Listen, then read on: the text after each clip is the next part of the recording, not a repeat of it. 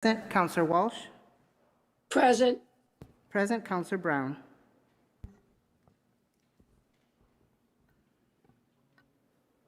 Absent. Counselor Davila. Present. Present. Counselor Hurst. Present. Present. Counselor Edwards. Absent. Counselor Allen. Present. Present. Counselor Govan. Present. Present. Counselor Fenton. Present. Counselor Whitfield. Absent. Counselor Letterman. Present. Madam Clerk, can you please recognize Counselor Edwards? Counselor Edwards present. Madam Clerk, who is absent? Counselor Brown. Counselor Whitfield. Thank you. Will the council and guests please rise and join us in the Pledge of Allegiance? Pledge allegiance To the flag of the United States. United States of America. And to the republic for which it stands, one nation, under God, indivisible, with liberty and justice for all. Please remain standing for a brief moment of silence.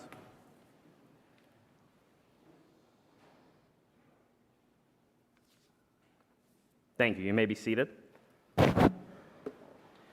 A little bit of housekeeping before we start the hearings for this evening.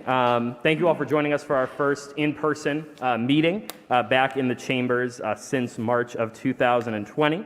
I want to recognize that Councilors Walsh, Hurst, and Allen will be participating remotely tonight. Also, Councilors Whitfield and Brown have notified me that they will be participating remotely this evening. I want to share that it is the recommendation of our Health Commissioner, Helen Colton-Harris, that those who are present in person with us tonight respectfully wear a mask while they are present and not speaking. That is a recommendation from the Health Commissioner. Also for counselors, another recommendation from the Health Commissioner is that you do stand to be recognized, but that you deliver your remarks from the seated position so that the barriers that are in place can do the job that they are intended to do. And seeing, with all of those announcements having been made, Madam Clerk, will you please call the first item? The first item on the agenda is a petition for 22-16 Merrimack Avenue stop sign. Is there anybody here to speak to that item? Yes, Hector Velez, 1956 Parker Street. Thank you, Hector. And Hector is participating remotely. I'm just going to ask the team in the back from Focus Springfield if they could turn the volume up a little bit on the remote participants. Hector, can you please present the petition? Yes, the petition is a stop sign on Victoria Street at the intersection of Victoria Street and Merrimack Avenue. It's a petition request by the neighborhood Liberty High. Right now, there's a stop sign on Victoria Street, and we add in another one on Merrimack to make that intersection four-way stop sign. It's a 90-day trial, and they already have more than 90 days. Thank you, Hector. Is there anybody else present to speak to the petition? Seeing none, Councilor Fenton.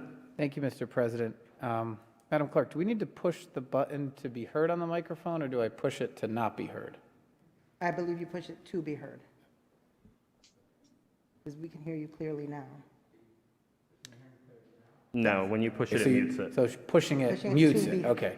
Thank you very much, Mr. President, and thank you, Mr. Velez, for that recitation of the circumstance. This is a dangerous intersection where there's been a variety of accidents over the course of the last few years, and I support this four-way stop sign. Thank you. Thank you, Councilor Fenton. Any further questions or comments on the petition? Seeing none, Madam Clerk, before you call the roll, can you please recognize Councilor Whitfield? Counselor Whitfield? Present. Present. Thank you. Without objection, Madam Clerk, please call the roll on authorizing the petition for the Merrimack Avenue stop sign. On authorizing the petition, Counselor Perez? Yes. Yes. Counselor Kern? Yes. Yes. Counselor Walsh?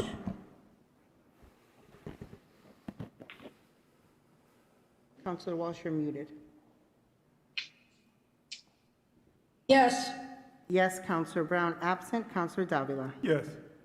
Yes, Counselor Hurst. Yes. Yes, Counselor Edwards. Yes. Yes, Counselor Allen. Yes. Yes, Counselor Govan. Yes. Yes, Counselor Fenton. Yes. Yes, Counselor Whitfield. Yes. Yes, Counselor Letterman. Yes. The votes are sufficient and the petition is accepted. Madam Clerk, please call the next item. The next item is Eversource petition for Moore Street. Is there anybody present to speak to this item? Hello, this is Patrick Vincenti, 2025 Roosevelt Ave, Springfield. Thank you, Patrick. You can present the petition. Hi, I'm an engineer from Eversource Gas. This petition is to replace the cast iron gas main on Moore Street with a new plastic gas main. Thank you, Patrick. Is there anybody else present to speak to the petition on Moore Street? Mr. President? Seeing none, Councilor Perez. Yes, I want to inform that Columbia Gas did meet with the neighborhood. They have certain concerns about the safety issues and the amount of time that they were going to be taking with this project. And they were in favor of the project after listening from Columbia Gas. Thank you so much. Thank you, Councilor Perez. Are there any further questions or comments on the petition for Eversource at Moore Street? Seeing none, without objection, Madam Clerk, please call the roll to approve the petition. On approving the petition, Counselor Perez. Yes. Yes, Counselor Curran. Yes. Yes, Counselor Walsh. Yes. Yes, Counselor Brown. Absent, Counselor Davila. Yes. Yes, Counselor Hurst. Yes. Yes, Counselor Edwards. Yes. Yes, Counselor Allen. Yes. Yes, Counselor Govan. Yes. Yes, Counselor Fenton. Yes. Yes, Counselor Whitfield. Yes. Yes, Counselor Letterman. Yes, the votes are sufficient and the petition is approved. Madam Clerk, please call the next item. The next item is a state primary election warrant, including polling location. Is there anybody present to speak to this item? Gladys Oyola Lopez, Election Commissioner for the City of Springfield. We're presenting today both the state election primary warrant as well as the polling locations for the September 6th state primary election.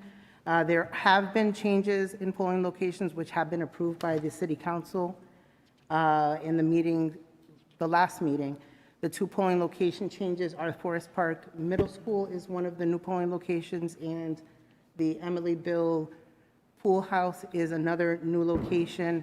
Notice has gone out to all of the affected voters in the form of a postcard mailing. And there are additional 9 new sub-precincts that have been added in certain areas of the city. Those postcard mailings have also gone out to affected voters. Aside from those changes, there is nothing else to add to this agenda item. Thank you, Madam Clerk. Are there any questions for the clerk on the election warrant?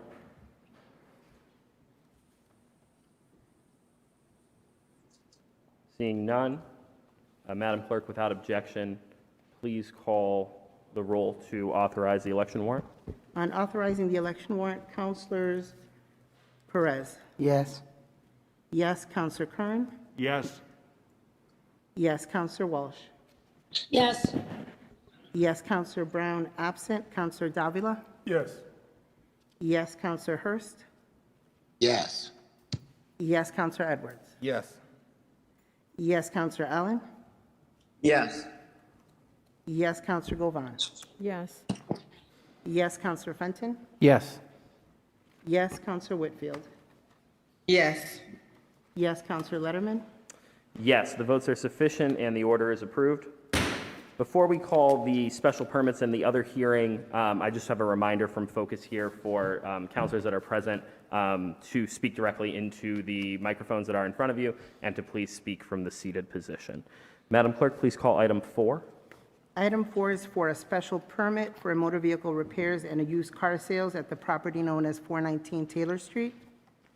Thank you, Madam Clerk. Is there anybody here to speak to this special permit? We'd ask that you step forward.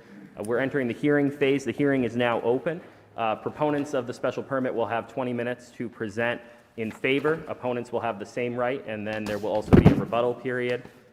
At this time, sir, if you could state your name and address for the record and begin your presentation. Oleg Romanchenko at 19 Shepherd Street, Westfield, Massachusetts. Thank you. You can proceed. Yeah, I'm requesting a special permit on 19 Taylor Street in Springfield for auto repair and sales.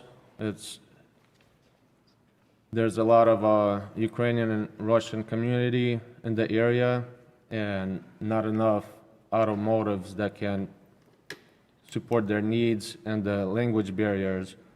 So I'm trying to make it easier for them to buy a used vehicle and requesting the city to grant the special permits so I can do business in Springfield. Thank you so much. Do you have any further testimony you wish to offer? Excuse me? Do you have anything else you'd like to share with the council before we see if there's any other proponents present? No. Okay, thank you so much. All right, is there anybody else present who would like to speak in favor of the special permit? And is there anybody present virtually who would like to speak in favor of the special permit? Seeing none, is there anybody to speak in opposition to the special permit? And seeing none, is there anybody present virtually to speak in opposition to the special permit? Seeing none, Madam Clerk, have we received any submitted testimony on the special permit? We have not. Thank you. At this time, if there is nobody else present wishing to speak in favor or in opposition to the special permit, without objection, we'll close the public hearing, unless there are any questions from councilors. Seeing no questions from councilors, without objection, we'll declare that the public hearing is now closed. Is there any debate among the council?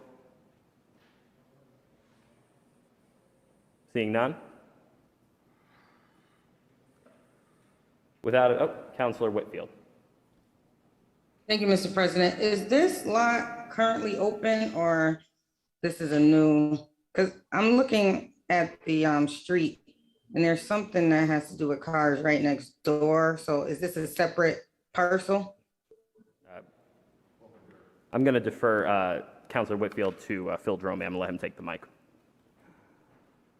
Just to stress to the council, this is an existing special permit, so the operation has been there for a number of years. This special permit is specifically to amend the existing special permit to allow a new petitioner.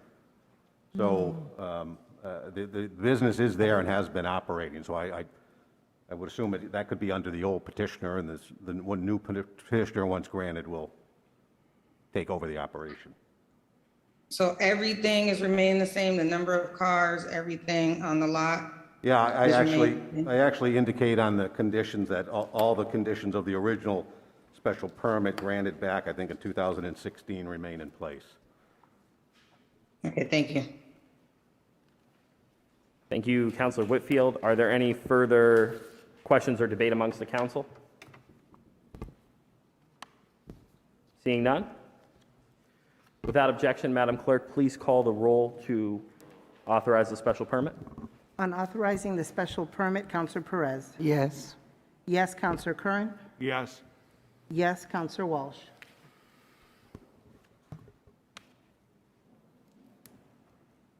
Counselor Walsh. No, I don't unmute it. Does someone else do that? Councilor Walsh, you are now unmuted. So I'm voting in favor, yes. Yes, Counselor Brown absent. Counselor Davila. Yes. Yes, Counselor Hurst. Yes. Yes, Counselor Edwards. Yes. Yes, Counselor Allen. Yes. Yes, Counselor Govan. Yes. Yes, Counselor Fenton. Yes. Yes, Counselor Whitfield. Yes. Yes, Counselor Letterman. Yes, the votes are sufficient and the special permit is approved. Congratulations. Madam Clerk, please call the next item. The next item is for a special permit for the exterior renovations of a structure totaling more than 1,000 square feet at a property known as 473 Sumner Avenue. Is there anybody present to speak to the petition at 473 Sumner Avenue? Mr. President, reasons. Oh, I'm so sorry, Councilor Fenton. Thank you so much. just briefly before we proceed to item 5, Councilor Perez on the reasons for item 4. Special permit. The specific site is appropriate.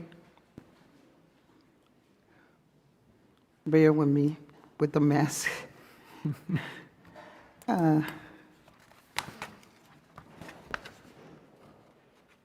And I think that I have in my hand the special permit readings, but it's not the correct one. One moment, Councilor Perez, we'll get them to you. And this would be reasons for approval. For approval, yes. The specific site is appropriate location for such a use, structure, or condition. The use as developed will not adversely affect the neighborhood. Adequate and appropriate facility will be provided for the proper operation of the proposed use. This is not the one that I read. To allow us, this is not the one. I gotta go get my one.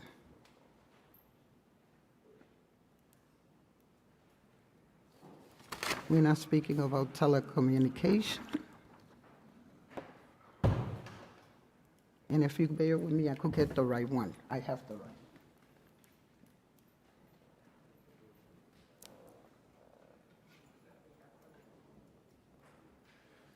Mr. President, may I suggest a quick 2-minute recess until we find the...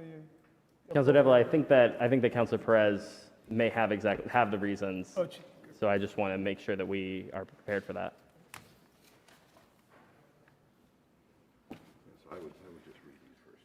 Yeah, and that's the one not to be approved. I have this separate. Yeah, so that's not. The specific site is appropriate location for such a use or structure or condition. The use as developed will not adversely affect the neighborhood. Adequate and appropriate facility will be provided for the proper operation of the use of this facility. Thank you, Councilor Perez. Madam Clerk, can you please call the roll to accept the reasons for item 4, 419 Taylor Street? On accepting the reasons, Counselor Perez? Yes? Yes, Counselor Curran? Yes. Yes, Counselor Walsh? Yes. Yes, Counselor Brown, absent. Counselor Davila? Yes. Yes, Counselor Hurst? Yes. Yes, Counselor Edwards? Yes. Yes, Counselor Allen? Counselor Allen, you're muted. Yes. Yes, Counselor Govan? Yes. Yes, Counselor Fenton? Yes. Yes, Counselor Whitfield? Yes. Yes, Counselor Letterman? Yes, the votes are sufficient and the reasons are accepted. Thank you for your indulgence. We'll now call item 5, which is 473 Sumner Avenue. If you want to step forward to the podium and state your name and address for the record.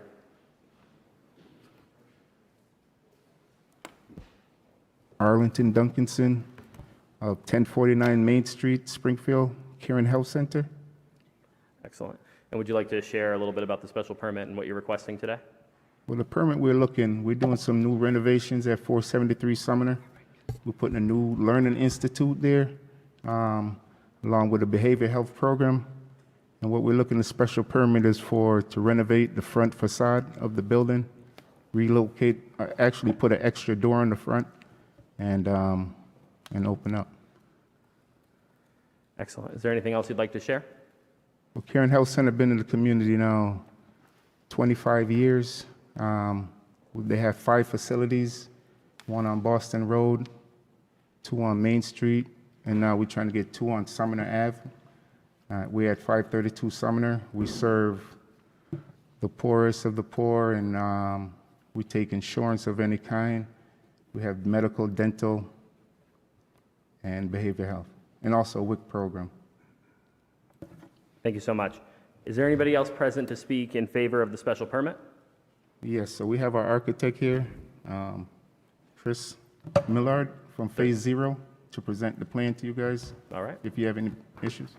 We'd ask him to come forward at this time. Thank you. Thank you.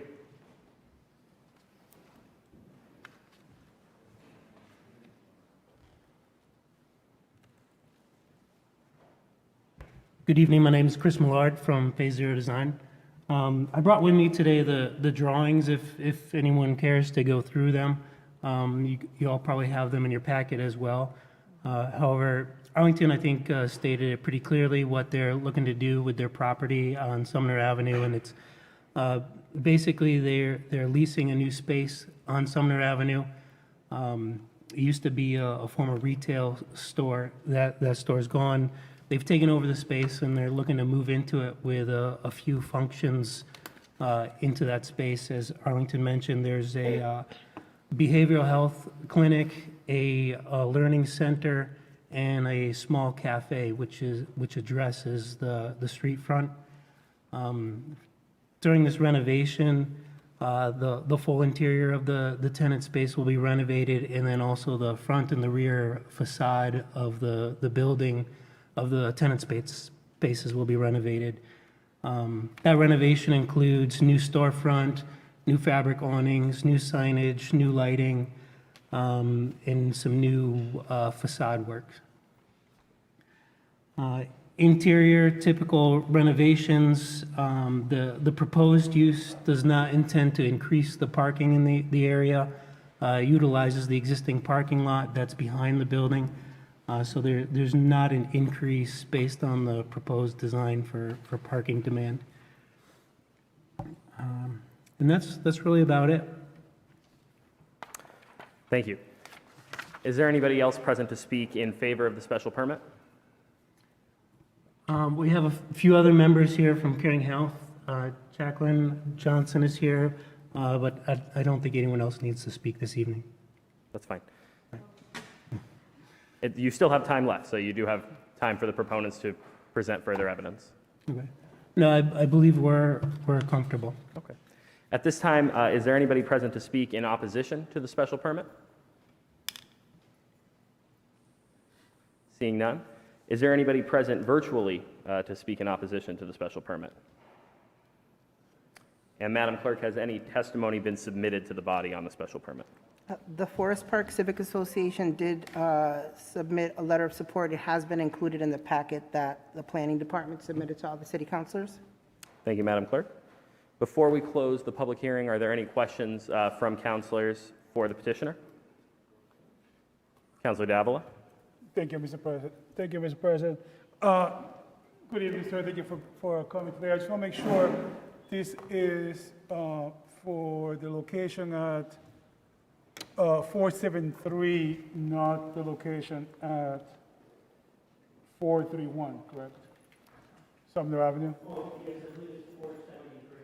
We have on file the recent something, the recent Right? Say that again? All Goodwill Industries? That's correct, yes. Okay. So the other side on Sumner Avenue, you're not going to be doing any work there? That's going to remain occupied. I'm sorry, I can't hear you. 532, which is down the street on Sumner Ave, will remain occupied. Occupied. Occupied, yes. Okay. Yep. No, I asked because I see here that they put in 431 Sumner Avenue to make sure that we have the right address. Okay, thank you. Those are my questions, Mr. President. Thank you, Councilor Davila. Are there any further questions before we close the public hearing for the petitioners?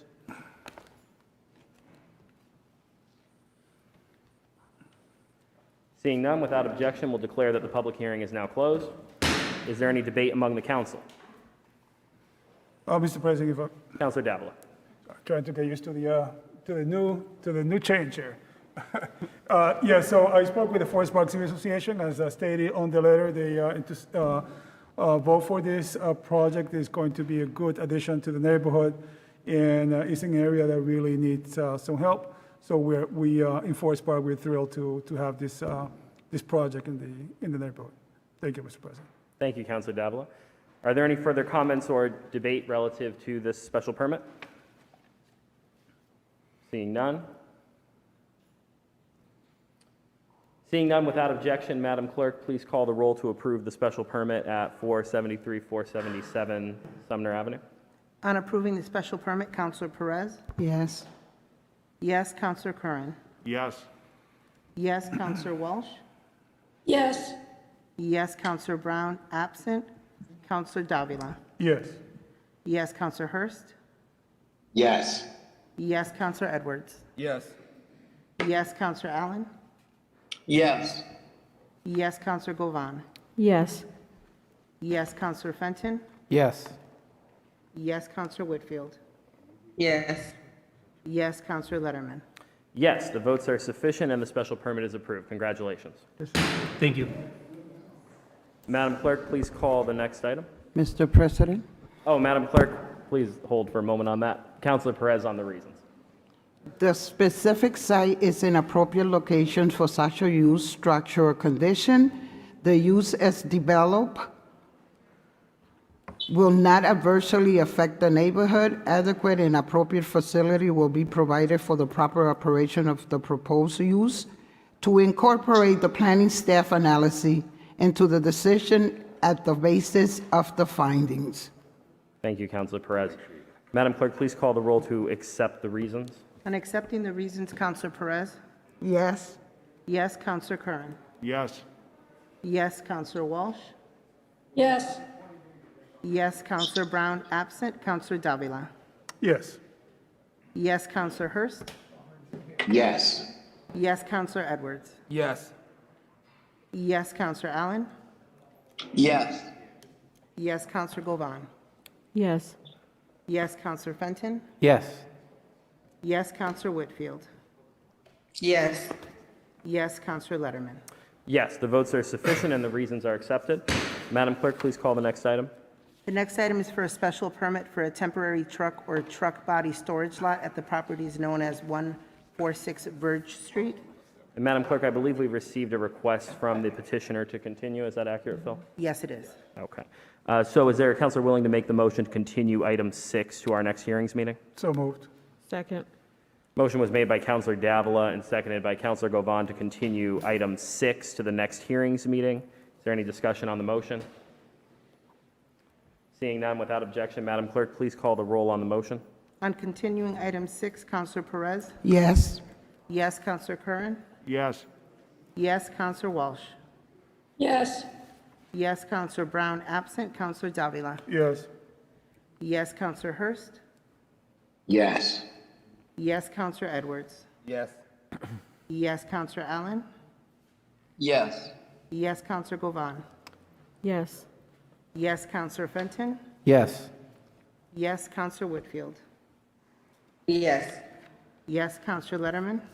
Yes, the votes are sufficient. The item is continued. Madam Clerk, please call the next item. Next item is to change the zoning of a property known as Eastside Plainfield Street from Residence A to Residence C. Thank you, Madam Clerk. The hearing is now open.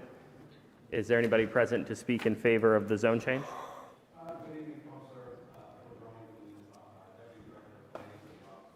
Economic Development, and I'm here to present the proposed zone change of the property known as Eastside Plainfield Street.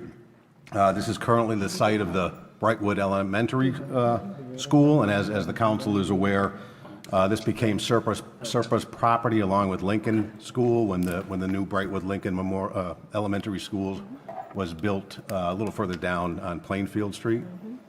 Currently, the site itself is zoned Residence A, which limits development to single family. What the proposed zone change is to Residence C, which would allow multi-family development. As the council is aware, we did a similar process for the Brookings School. That had to be rezoned as well, and we ended up with a very terrific housing development. The city intends to put out a request for proposal for the reuse of the school. The proposals will then be reviewed by internal committee and selected.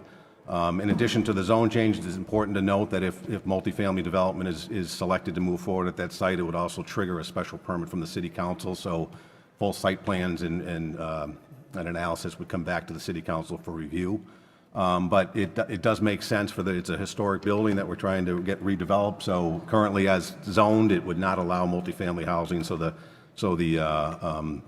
rezoning to residency does allow for potential redevelopment. It's a pretty straightforward, but if anybody has any questions, I'm more than happy to answer. Thank you, Phil. Is there anybody else present to speak in favor of the zone change? Seeing none, is there anybody present to speak in opposition? Mr. President, I did have a question for Phil. Councilor Walsh, I just wanted to, we're going to proceed to questions in one moment. And so seeing nobody else present, Councilor Walsh? Yes, Phil, has anyone else, has there been any interest in a similar project as the one we have at Brookings? Or is it just speculation at this point? Yeah, I don't believe an RFP has been put out for this site yet, but as part of getting ready for that was the first step was to get the property rezoned. So we're hoping to have interest in the redevelopment of it. It is a nice site. It does have parking in the rear, so there is on-site parking. So we're hoping to get a number of developers interested in the redevelopment of the school. Okay, and when there is interest like that, you will share it with the council, I'm sure. Sure. Okay, thank you. And certainly the neighborhood will be involved in the request for proposal as well. Thank you. Thank you, Councilor Walsh. Are there any other questions from councilors prior to our closing the public hearing?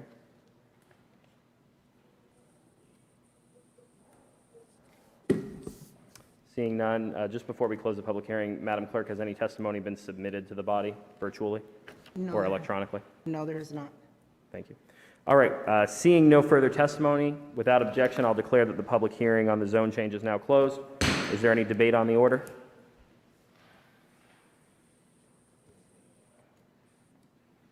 Seeing no debate, without objection, Madam Clerk, please call the roll to authorize the zone change. On authorizing the zone change, Councilor Perez? Yes. Yes, Councilor Curran? Yes. Yes, Councilor Walsh? Yes, Yes, Councilor Brown absent. Councilor Davila? Yes. Yes, Councilor Hurst? Yes. Yes, Councilor Edwards? Yes. Yes, Councilor Allen? Yes. Yes, Councilor Govan? Yes. Yes, Councilor Fenton? Yes. Yes, Councilor Whitfield? Yes. Yes, Councilor Letterman? Yes, the votes are sufficient and the zone change is approved. Madam Clerk, please call the next item on the agenda. The next item on the agenda is regarding the Court Square Urban Renewal Plan. Thank you, Madam Clerk. This next item is a hearing being held relative to the statute for the Springfield Redevelopment Authority's proposed update to the Court Square Urban Renewal Plan Amendment 12. This hearing is for the purpose of allowing the public and the SRA an opportunity to present before the City Council their testimony. We will not be taking a vote this evening on the amendment. That will come at a later meeting, but we will be taking testimony. So at this time, I'm going to declare that the hearing is now open, and I'll recognize a representative of the SRA to give the opening presentation. At that time, we will then proceed to any testimony that members of the public and community would like to share, and at that time, we'll ask that folks come forward and form an orderly line. Sir, can you please step forward and state your name and address for the record? Armando Feliciano, 36 Amanda Street, Springfield. First of all, I'd like to say that it's nice to see some of my colleagues that I haven't seen in a while and friends. Thank you for taking us here today. The first mistake I did was that I noticed that I was the only person with the mask on backwards. And I said, why does everybody have blue and I have white? But it got straightened out. Thank you for that.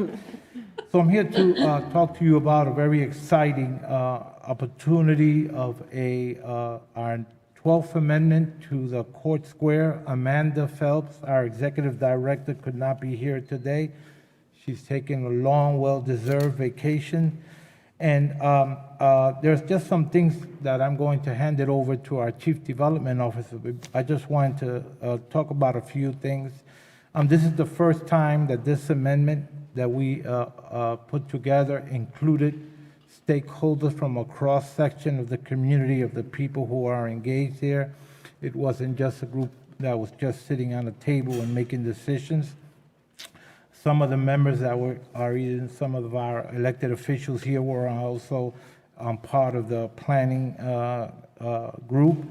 We hired a group, Chicago Consulting Studies and Worcester-based URP to help put together this process of speaking and meeting with people in the community and talking about this amendment to the urban renewal area. I think it's something that's really good that's happening to our community. I want to also acknowledge that the SRA has in its language, it's hiring and contracting with Springfield residents, including those from the women, minority, and disabled businesses. We have language in the SRA that gives favorable points and contracts to people who hire those people, including residents from Springfield. And this took a long time to do, but it's probably the most inclusive plan we ever had. And we hope that, our Chief Development Officer, Timmy Sheehan, can explain to you the whole history behind it and what happened.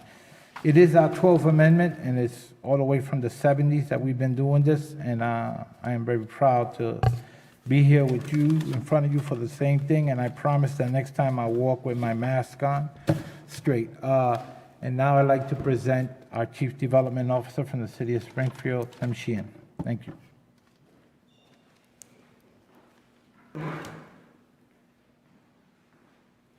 Thank you, Mr. Thank you, Sheehan. Mr. Can you state Chairman. your name and address for the record? Tim Sheehan, 26 Eckington Street, Springfield, Massachusetts.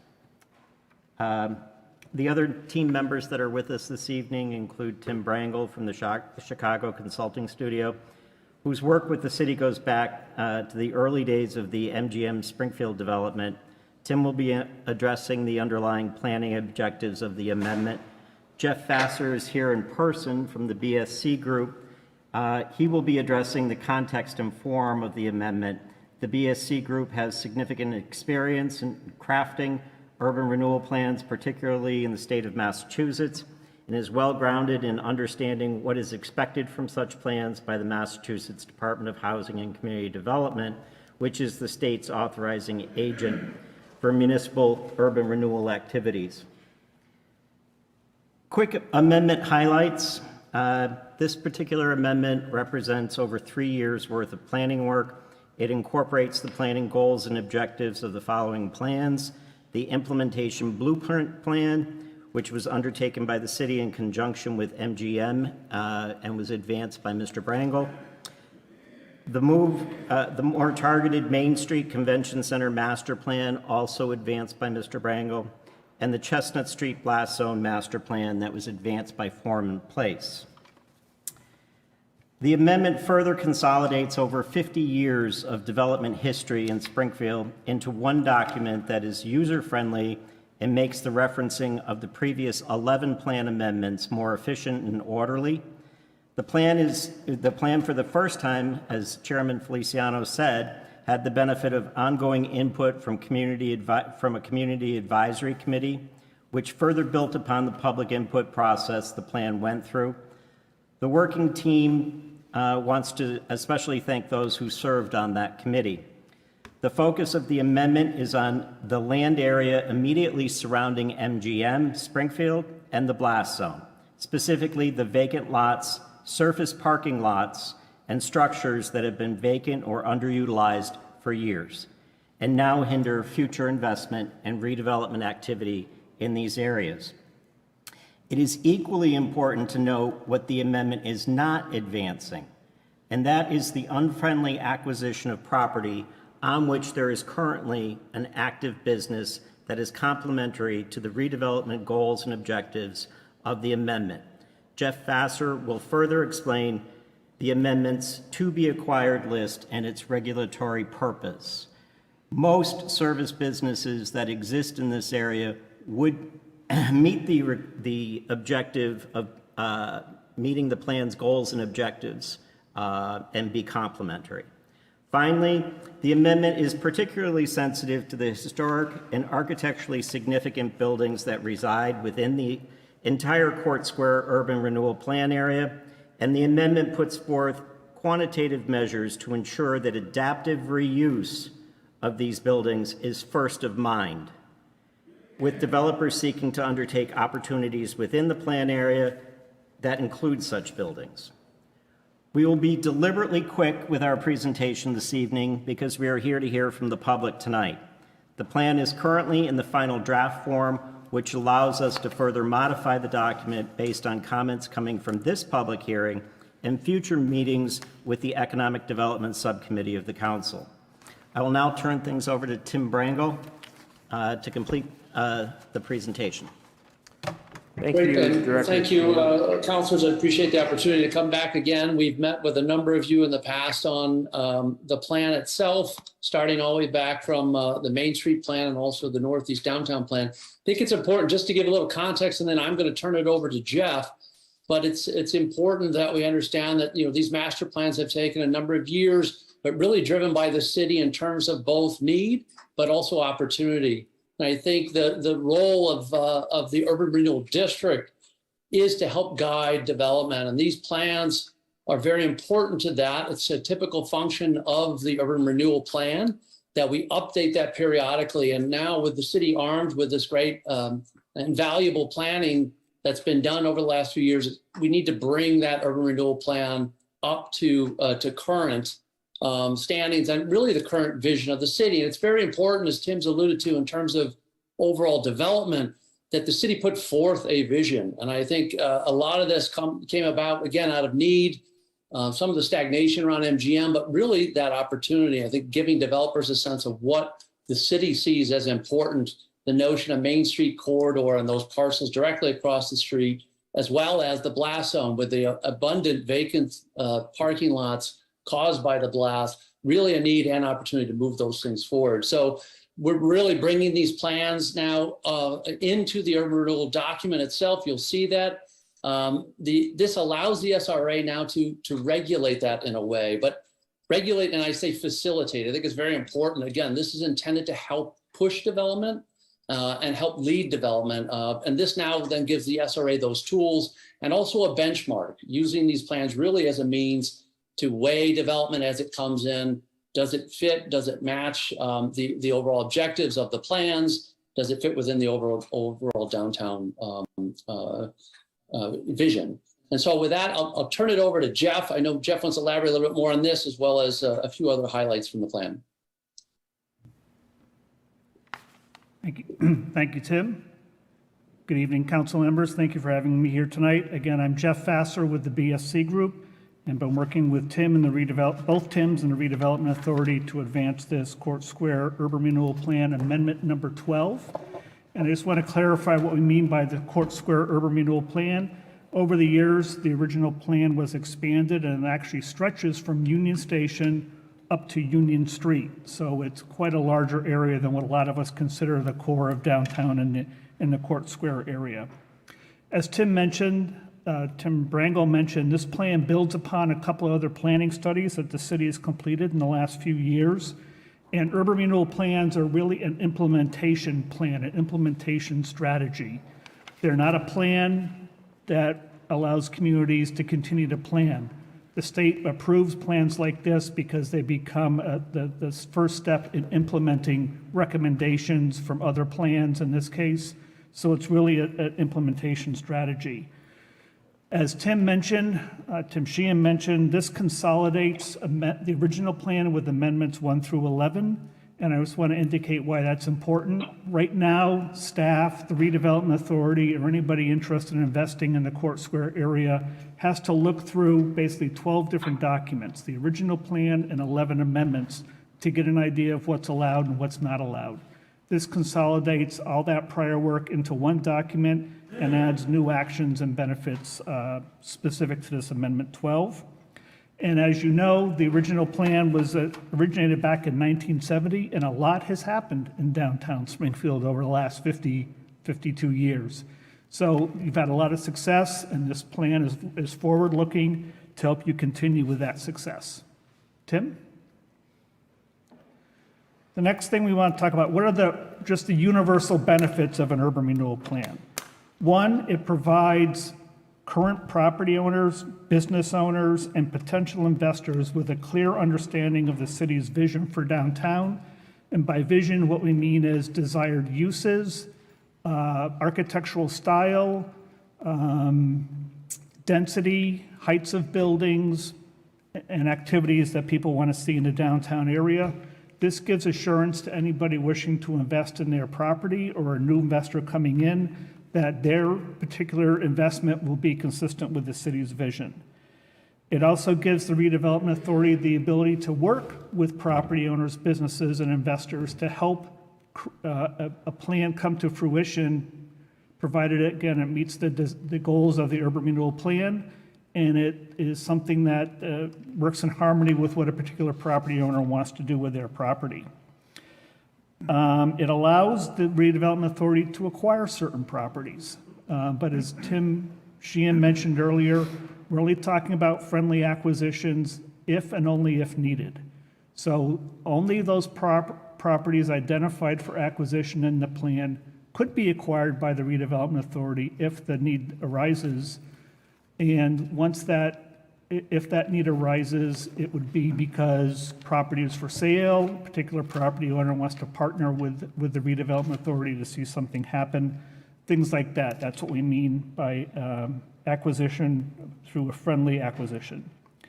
And it also, this plan identifies the investments the city and the redevelopment authority want to make in the public realm, the streets, the sidewalks, the open space, et cetera.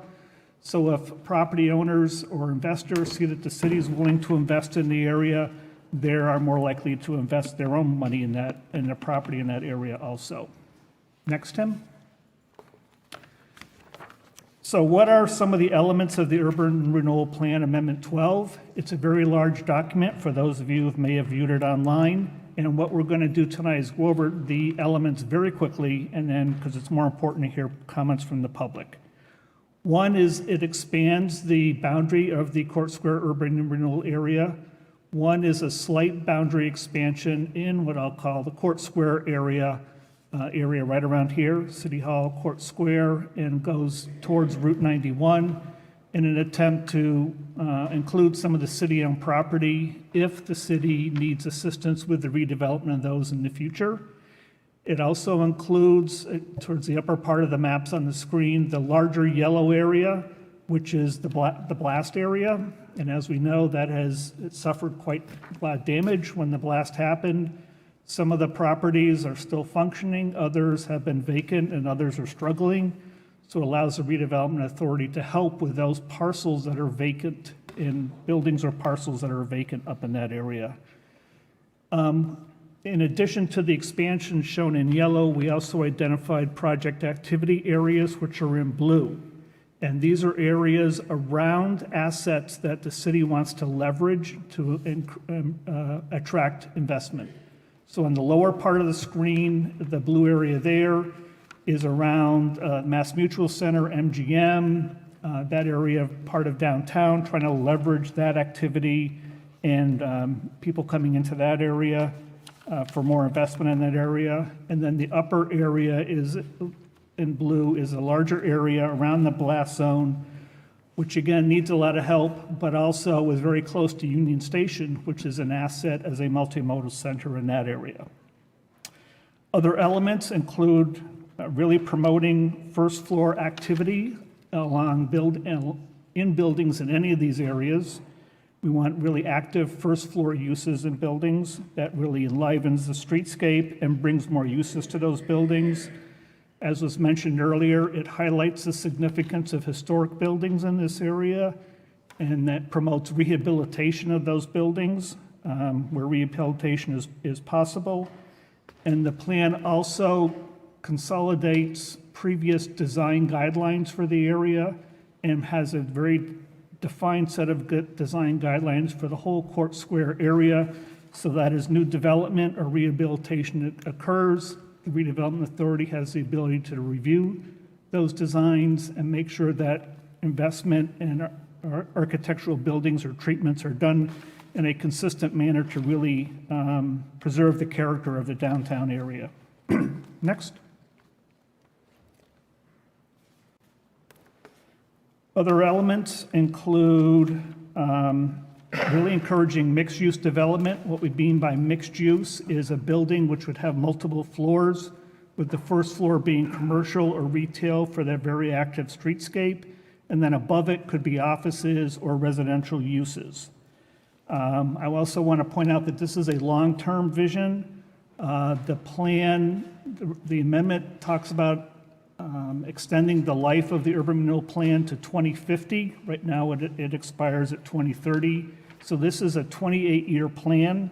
A lot of things will happen over 28 years. So we're really setting the stage for some immediate actions, again, which are those underutilized parcels, but looking out towards the future and making sure the city and the redevelopment authority can react to future opportunities.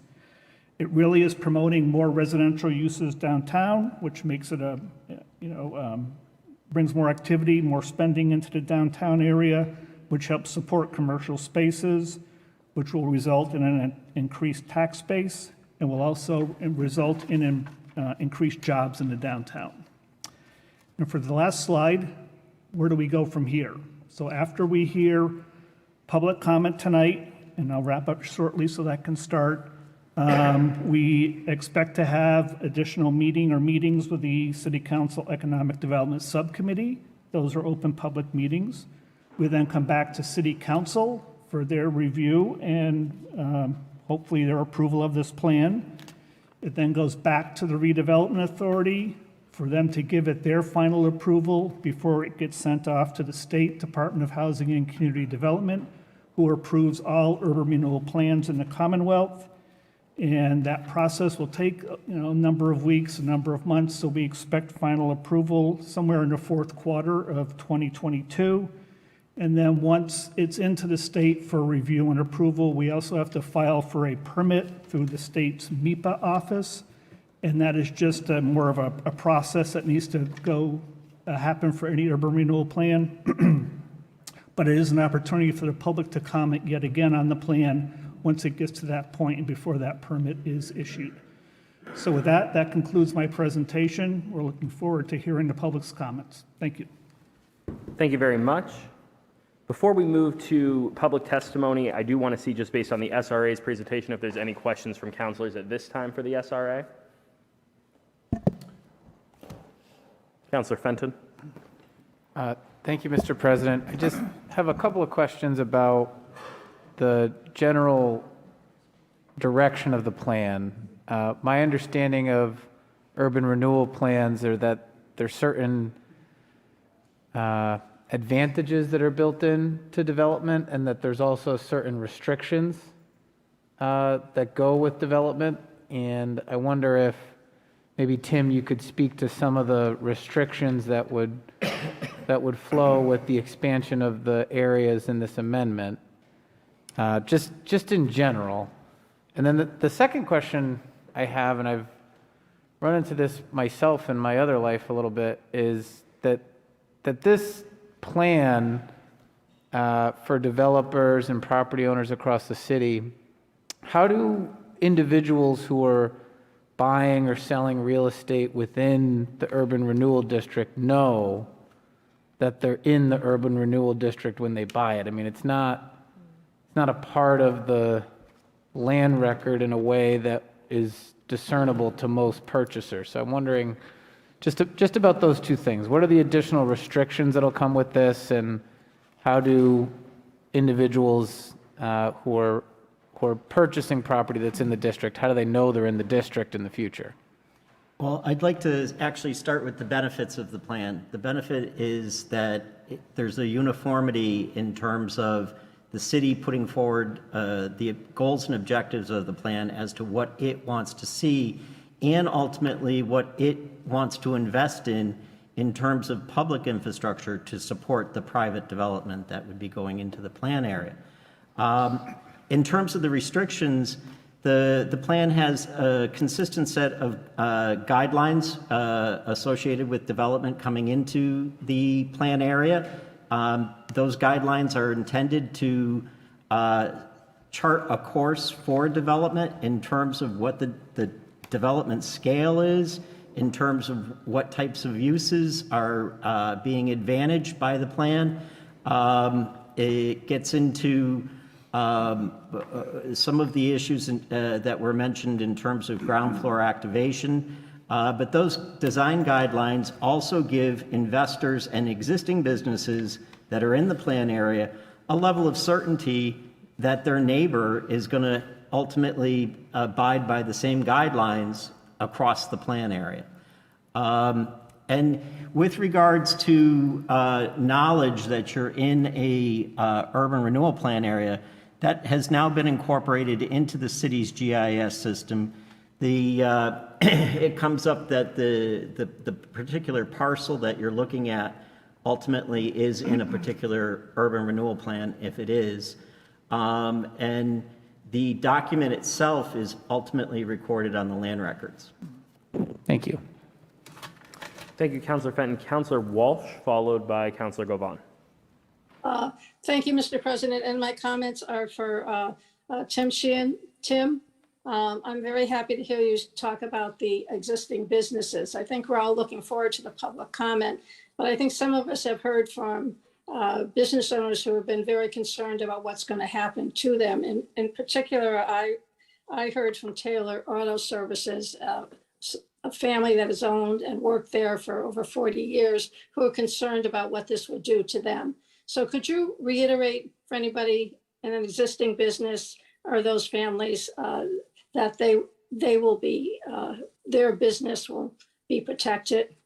Yes, as was stated previously, this plan is not focused on acquisition of existing businesses. At this point, what we're really focused in on is the existing vacant lots that are in this area, as well as the underutilized buildings that have been underutilized and neglected for decades in this particular area, in these two activity areas. But, you know, I think even as Taylor Auto had indicated, they have seen an uptick in their business as a result of Willie's Overland. And that development is now bringing new customers to that business.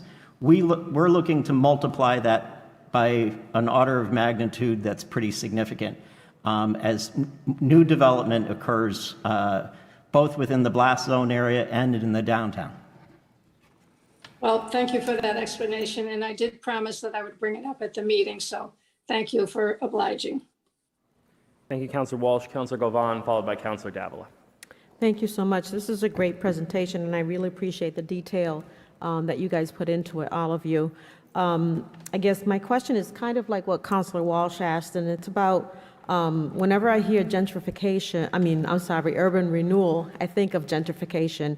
So I'm really excited that the Springfield Redevelopment Authority is working with you guys because, as we know, here in downtown Springfield, for example, the apartments that were down the street, I have no sense of direction, but they were down Main Street.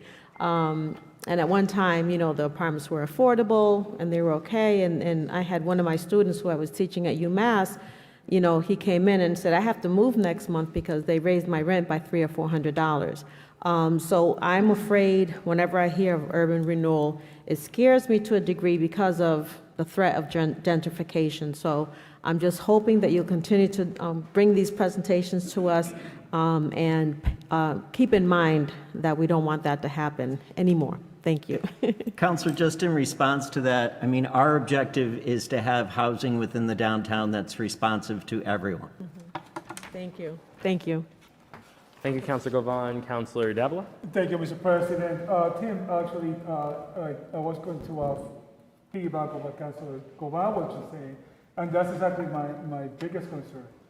Even though I think I saw this plan is exciting, and I see a lot of potential, I am deeply concerned what will happen to the rental prices. And we all know that it's going to go up. The question is by how much.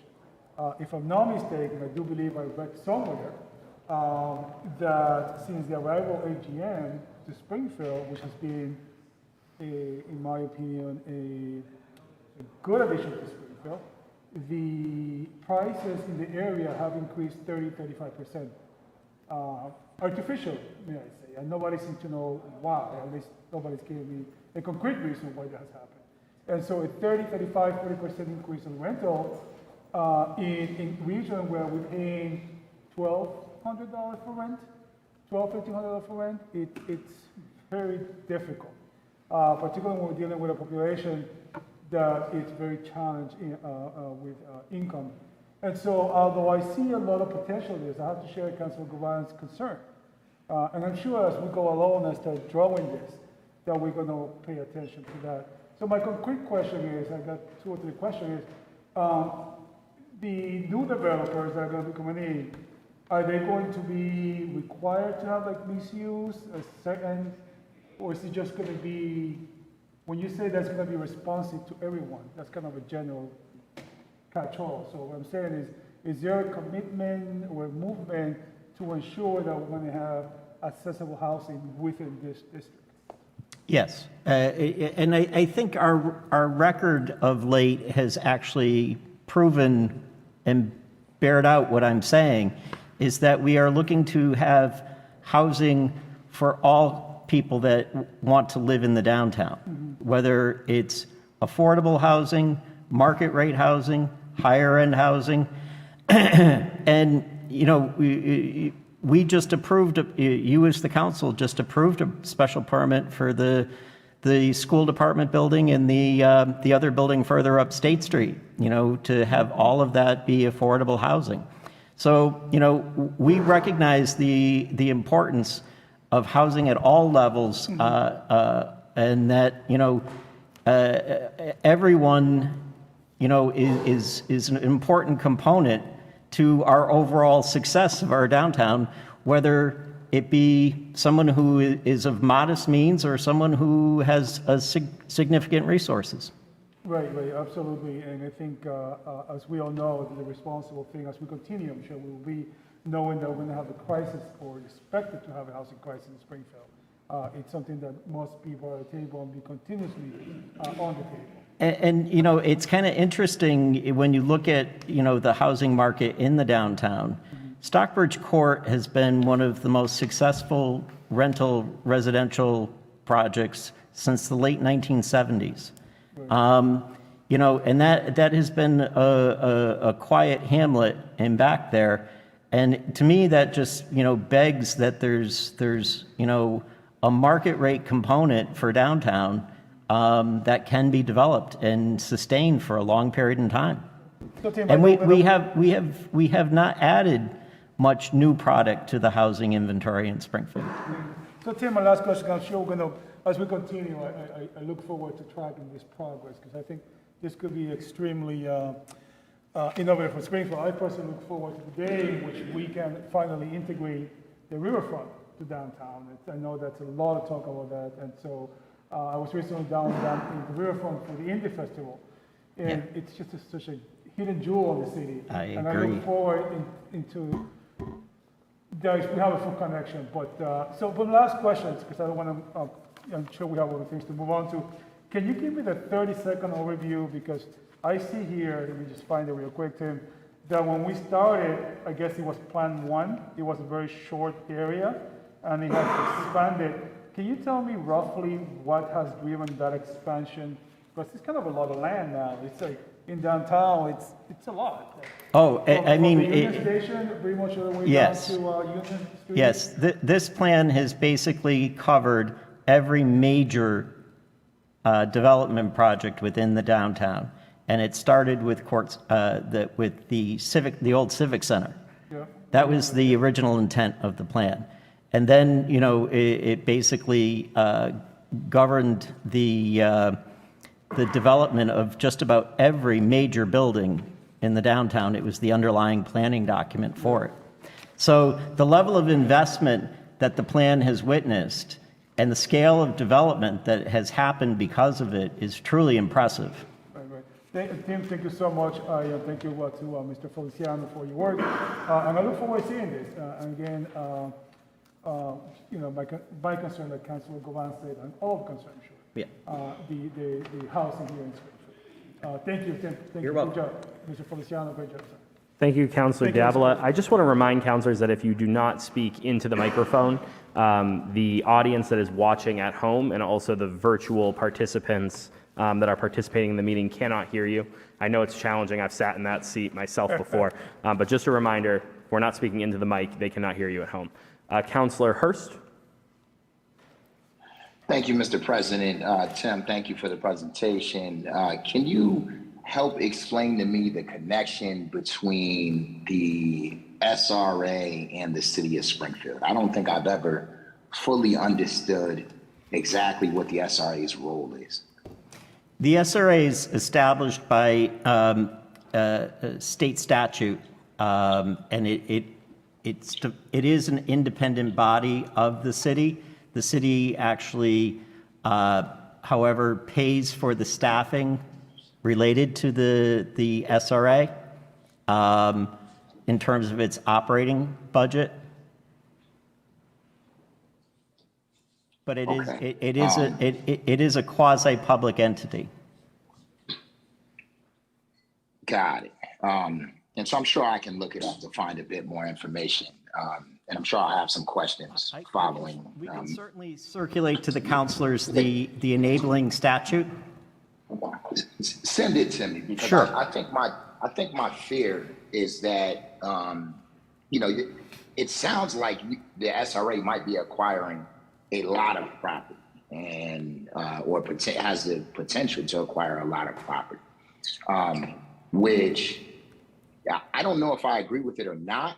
I just know that prior to me approving this, I just want to make sure that the SRA is certainly taking into account the makeup of Springfield, especially as it relates to what was previously there before MGM came, as it relates to the storefronts. Because I know once MGM came, rents skyrocketed because everybody expected this, this huge influx of people and business and everything else. And that did not come to fruition. And, once rents were raised, the people that were out of luck were many minority businesses and mom and pop shops that had established themselves in downtown. And so I guess my fear is that, if the SRA controls who develops these properties and who they sell these properties to, I just want to make sure that they're taking into account those individuals who have already been displaced. And I want to have a good understanding as to how it is that they plan on reincorporating those individuals into this larger plan. And I guess my second question to you, Tim, is were the buildings that we purchased with ARPA funds, are they included in this particular plan? They are included, Are Councilor. they in this area? Yes, they are included. Okay. And to answer your first question, however, the SRA would not advance on acquisitions without direct consultation with the city. And I would anticipate if the SRA was going to be undertaking an acquisition, we would certainly bring it before the Economic Development Subcommittee of the Council. So once we approve this, then the city council no longer has a role in terms of what is being acquired, right? Just anything in this area, the SRA now has control over. And when you say in consultation with the city, I'm assuming that you mean the mayor and the administration and not necessarily the city council. No, I'm actually saying it would come a potential acquisition by the SRA. I'm saying would come before the Economic Development Subcommittee of the Council. But no longer triggers a vote from the council, correct? It would depend. Similar to the situation that we had on the Bruce Landon Way, that was a situation where the city was actually funding that acquisition on 22 Bruce Landon Way. So that clearly had to come before the entire council. So are you saying that there is a potential that this any sort of takings or acquisitions from the SRA, they all will come before the city council, or once we give you approval, they will. I'm saying right now, the operating budget of the SRA is not at a level, and its resources are not at a level that it can act independently and go out and acquire property. Point well taken. Thank you. You're welcome. Thank you, Councilor Hurst. Are there any further questions from councilors before we proceed to public comment? I had a question. Councilor Curran. Thank you, Mr. President. Specifically, first of all, congratulations on the plan and your team for putting it together. I know it's a lot of work. But specifically, what, in terms of streets, it goes from the south end where, and down Main Street to where? Oh, in terms of the geography of the plan area? Yeah, yes. Jeff, do you have the map? You can just review the map with him.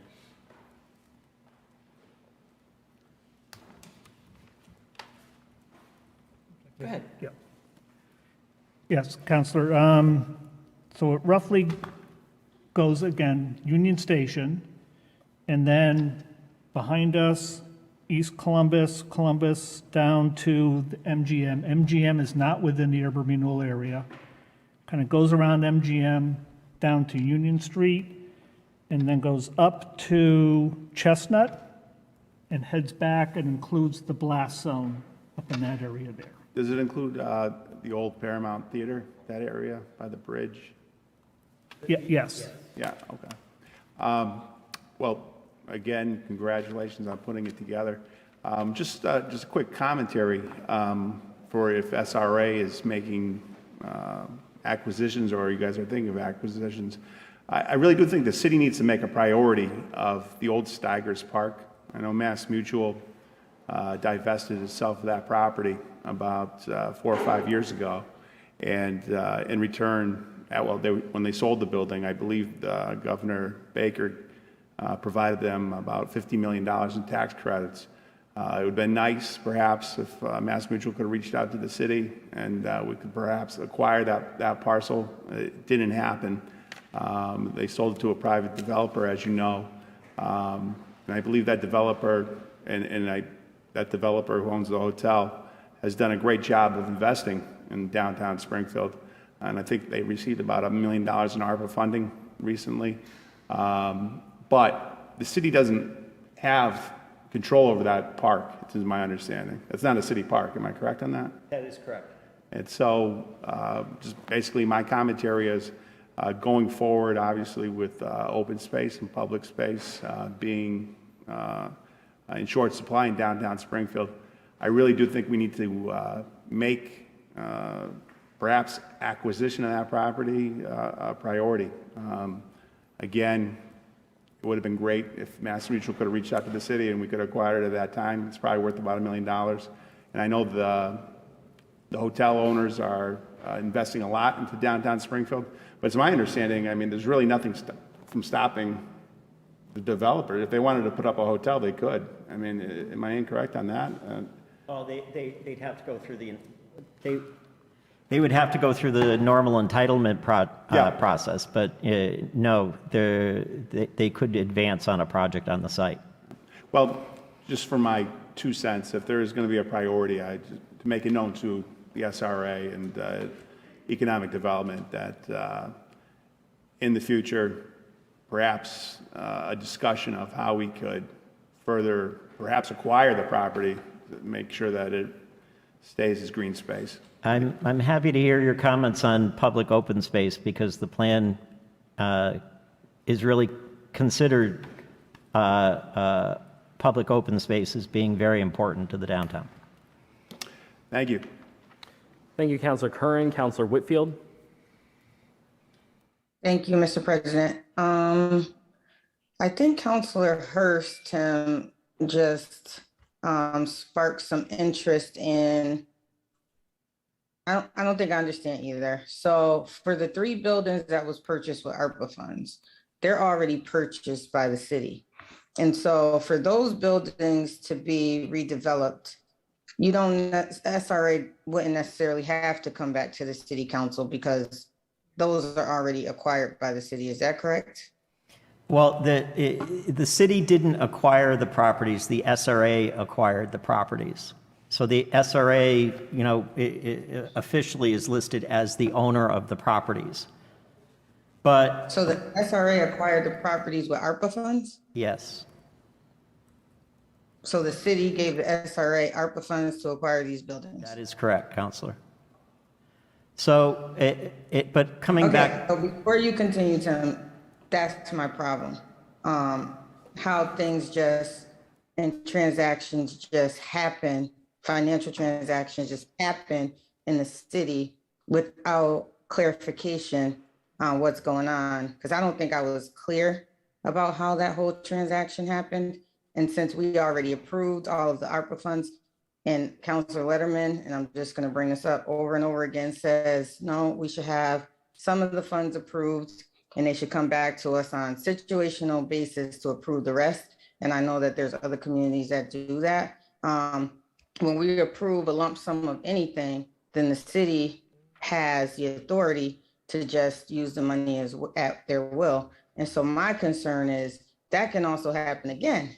The city can use ARPA funds to help redevelop these properties, and you don't necessarily have to come back to the council. Even though you're saying SRA doesn't have the money itself to be able to do that, there are still different funding sources available. There's still that MGM pot of money that is supposed to go back out to the community, that nothing has happened with it yet, still sitting there. There's still a sizable amount of ARPA funds, and since the administration isn't giving any updates on it, as what I was told today via email at all, on what's going to happen with the ARPA funds and the ARPA applications that's already in-house, we really don't have any control over what happens. And I'm talking specifically, Tim, about these 3 buildings. And the city can do what it's been doing, give free cash, give millions of dollars to particular developers to redevelop these properties without even having to come back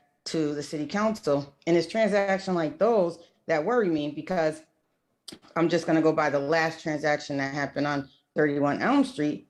We still approve that, and we're not getting all the full details before the city just makes a decision to go ahead and redevelop a property and give money over to some of these developers. So that is a real concern to me. And I'm going to let you finish your thought, because I just wanted to finish mine first. I appreciate that, Counselor. The only thing that I was going to add was ultimately, as you know, in terms of the entitlement process, the City Council has a very strong hand in terms of special permits associated with development projects of that scale. Mm-hmm. We do. The project ultimately does come back to you. It can't just be developed, you know, without compliance to the city's zoning regulations. Correct. The problem with that is the city will get unions involved and other folks involved that kind of try to stronghold the city council's hand to vote in this particular way, make the council look bad if we don't vote in a particular way. And we just seen this happen, and the whole truth isn't told. And so that is a big concern of mine.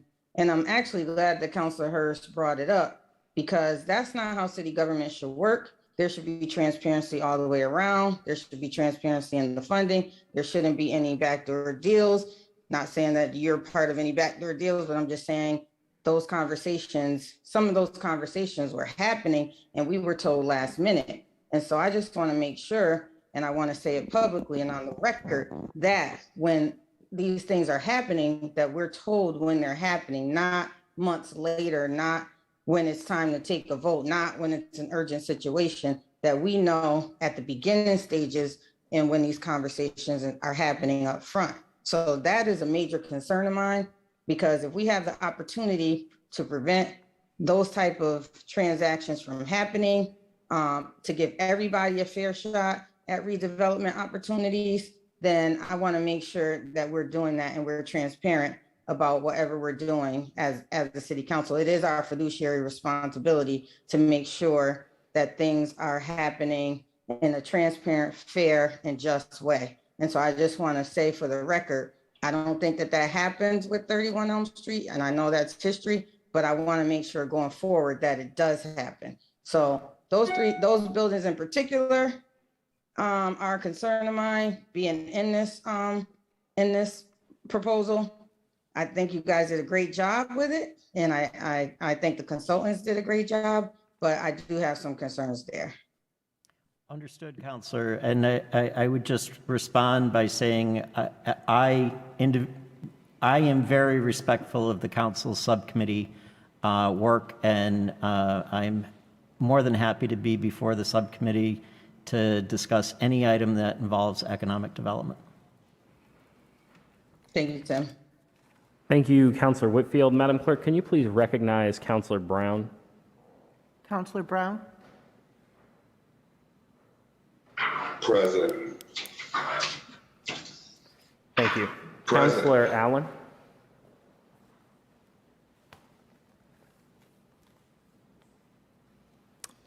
Counselor Allen, you are recognized, but you are muted. Was I recognized, Councilor Brown? Counselor Brown, you were recorded as present. Okay, thank you, Mr. President. All right. Counselor Allen did have his hand up, but he does not seem to be present at this time. So we will now move, unless there are any further questions from the council, to public comment. So we would ask that anybody who is present to issue testimony from the public step forward to the microphone, form an orderly line, share your name and address for the record prior to convening your testimony. And also please note that in accordance with our rules and to ensure that everybody is able to be heard with equal time, your responses are asked to be limited to 5 minutes. Go ahead.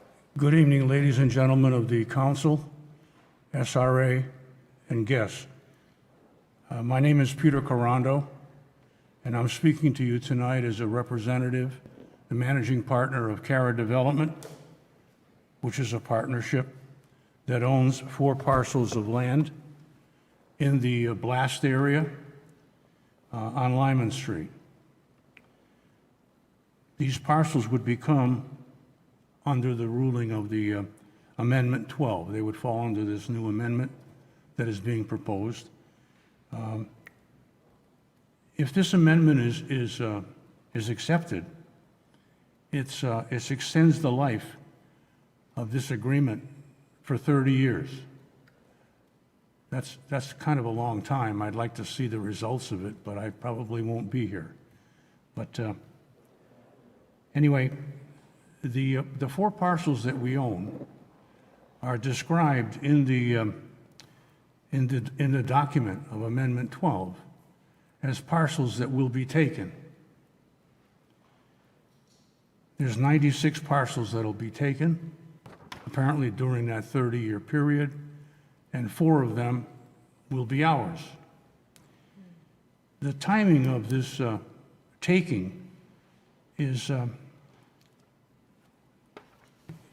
little bit awkward. It's awkward because it doesn't state a time when the parcels will be taken.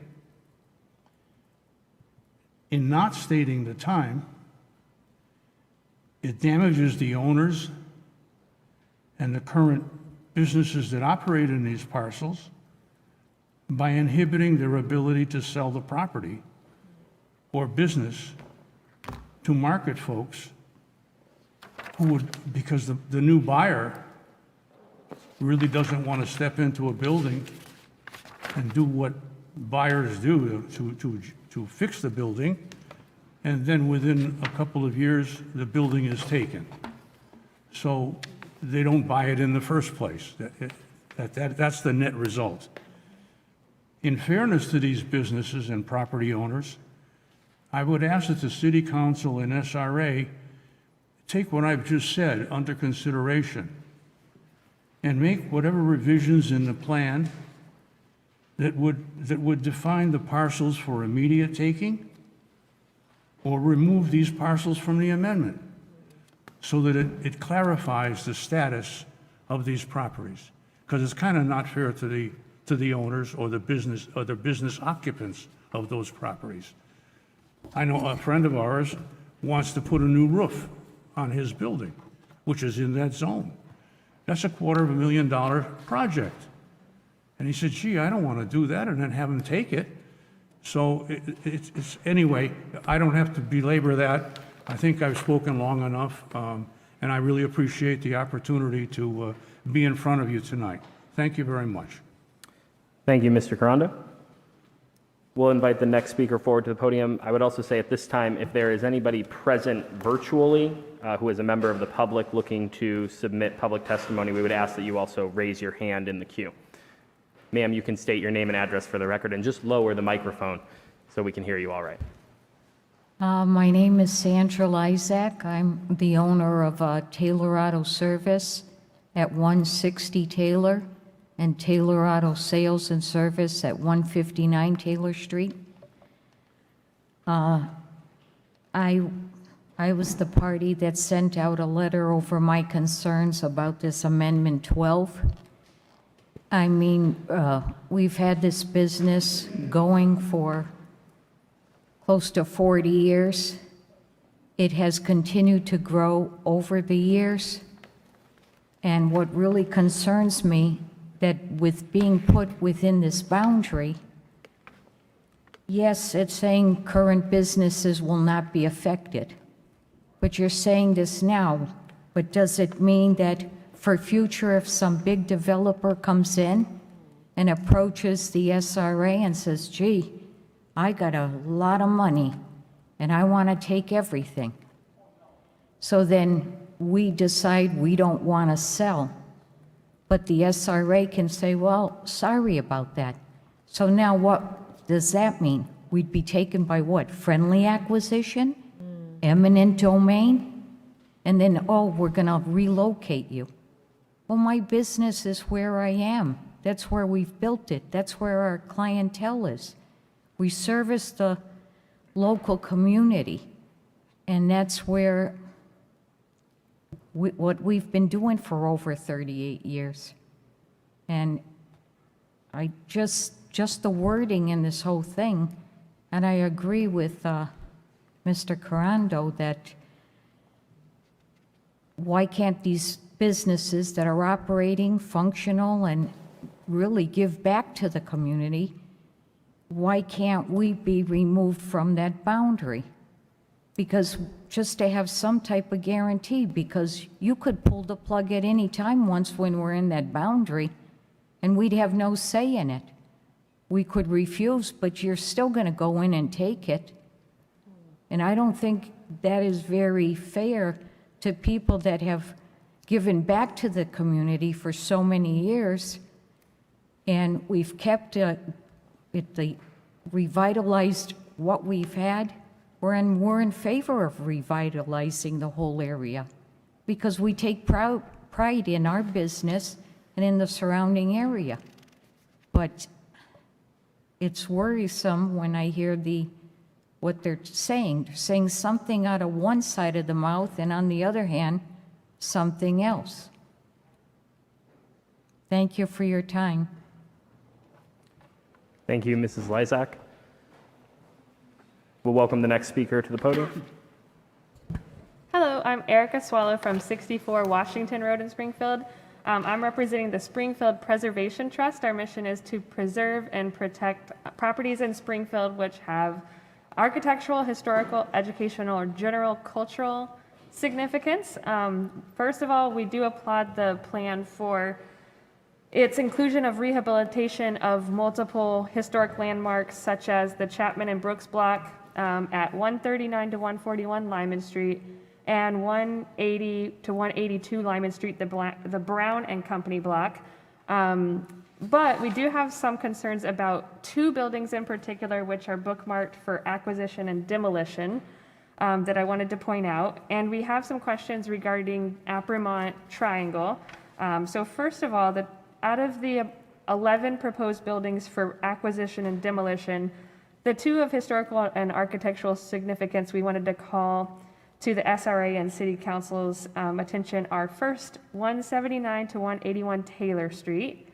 This building, circa 1937, is by architect Max Gilberg and is recognized as the Massachusetts wholesale drug block. It's in the historic building detail as SPR 83.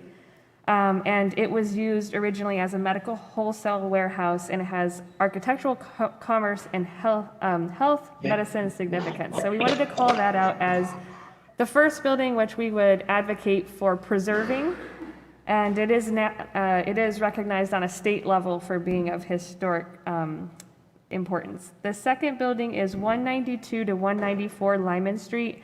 While this one is not recognized by the state as a historic is in the by the Massachusetts Historic Commission, it is one that features irreplaceable Art Deco elements in its facade, particularly with the double B diamond emblem and some characterful office entrance features. So we wanted to point those out for the SRA as well as for the council to consider removing from the acquisition and demolition to being considered for adaptive reuse and rehabilitation. The second point is on Apremont Triangle Historic District. There's there's unclear language around redeveloping the triangle for vehicular circulation. We do appreciate that the plan does aptly call the Apremont Triangle Historic District a gem with historic merit and points out its importance in the fabric of the city.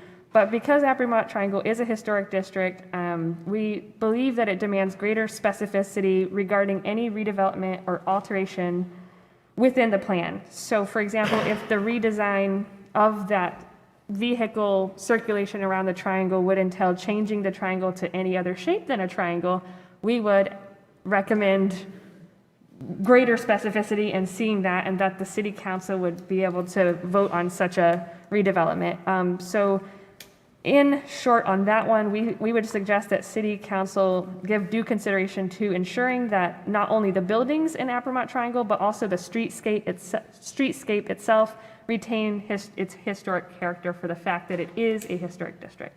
So in conclusion, those two buildings, 179 to 189 Taylor Street and 192 to 194 Lyman Street, we believe should be considered for acquisition and rehabilitation rather than demolition, and they should be protected from any type of demolition given their historical and architectural significance. And then secondly, we believe Apremont Triangle Historic District demands greater specificity and shouldn't be left up to chance regarding how that would be redeveloped at any future point. That is all I have to say on this, and thank you again from the Springfield Preservation Trust. Thank you, Ms. Swallow. Before we welcome further in-person testimony, we do have somebody present to testify virtually. At this time, I will recognize Catherine Rattay from the Pioneer Valley Planning Commission.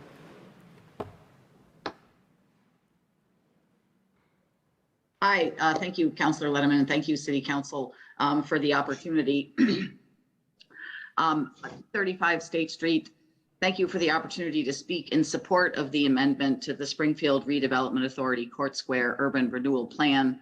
I live downtown and have for over a decade. I used to live at the McIntosh building and was one of the people displaced by the gas explosion in 2012. I moved into classical condominiums a little bit farther down, just outside of the district on State Street. And as Councilor Letterman said, I also work at the Pioneer Valley Planning Commission, which is just outside of the area on the other side at 60 Congress Street. I've been working at PVPC for 24 years, and I was thrilled to have the opportunity to serve on the Citizen Advisory Committee for the Court Square Urban Renewal Plan Amendment number 12. This is a really exciting, thoughtful, and thorough plan and planning process. I'm very supportive of the proposed amendment with its focus on revitalizing vacant and underutilized properties.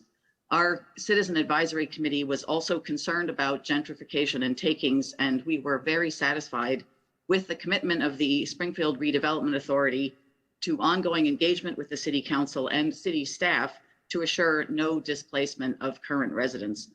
As a downtown resident, I've been excited to experience all the successful implementation of previous iterations of the Court Square Urban Renewal Plan, and I'm excited to experience what comes next. Thank you very much for the opportunity to comment, and congratulations to everybody who worked on the plan. Thank you, Catherine. Councilor Hurst, did you have a question? I did. I just wanted to know who served on the committee. Director Sheehan. It was myself. I don't know if I'm allowed to answer or somebody else should. It was me and Betsy Johnson and Leo Florian and Councilor Perez. That's correct. Thank you, Councilor Hurst. Thank you, Ms. Rattay. Thank. Are there further individuals present in person to speak? Please state your name and address for the record. Hi, I'm Charles Payne. I actually am a Chicopee resident. I work in Springfield and I represent nearly 70 families that live in Springfield as the Carpenters Union. I think this is a very important economic tool for the city to develop a downtown area. It's been stagnant.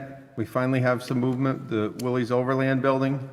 We need to have the city have an overall plan, directed development in a way that's going to keep it growing. You don't need another stumbling block. Put up something that's going to stop people from wanting to live downtown. We need housing. It's important. I think this is a very important tool to give the SRA. Thank you. Thank you. Councilor Allen, did you have a question for a member that made a comment, or did you have a question for the SRA?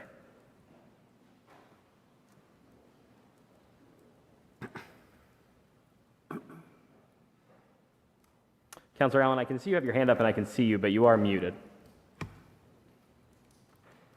So thank you. Sorry.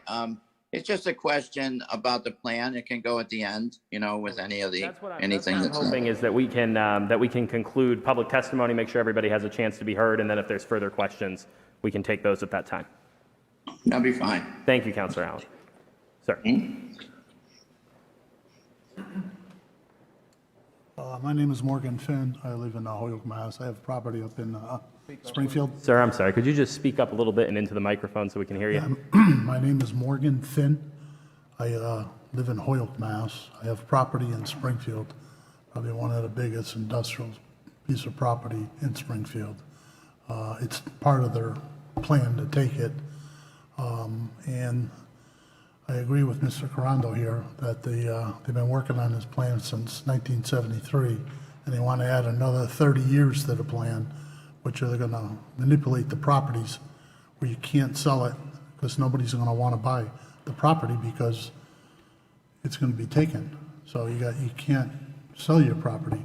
They want to add another 30, which is going to be 80 years they've been working on this plan, and it's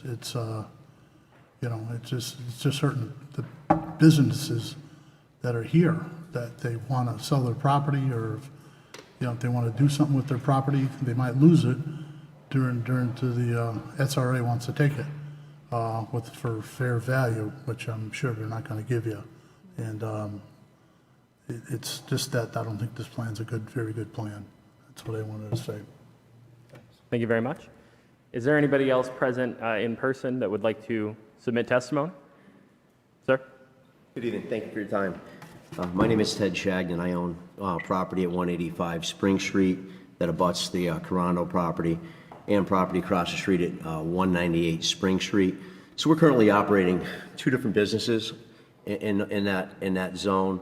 It's hard for us to plan. We have some construction plans. We want to make some improvements to our building, but we are slated, for acquisition, demolition, and reconstruction of those properties based on those plans. What's the timeline? We don't know. Is it year 28 of the plan, or is it year 5 of the plan? So it's hard for us really, as an operating business, to plan, where are we going to be in 5 years? Should we invest in our properties on site? We are zoned industrial A. I think all of that new revitalization plan becomes business B. Hopefully we'll be grandfathered in and continue operating in our current capacity. But those are some of our concerns as a current operating business within that proposed new zone. Thank you. Thank you. Is there any further testimony?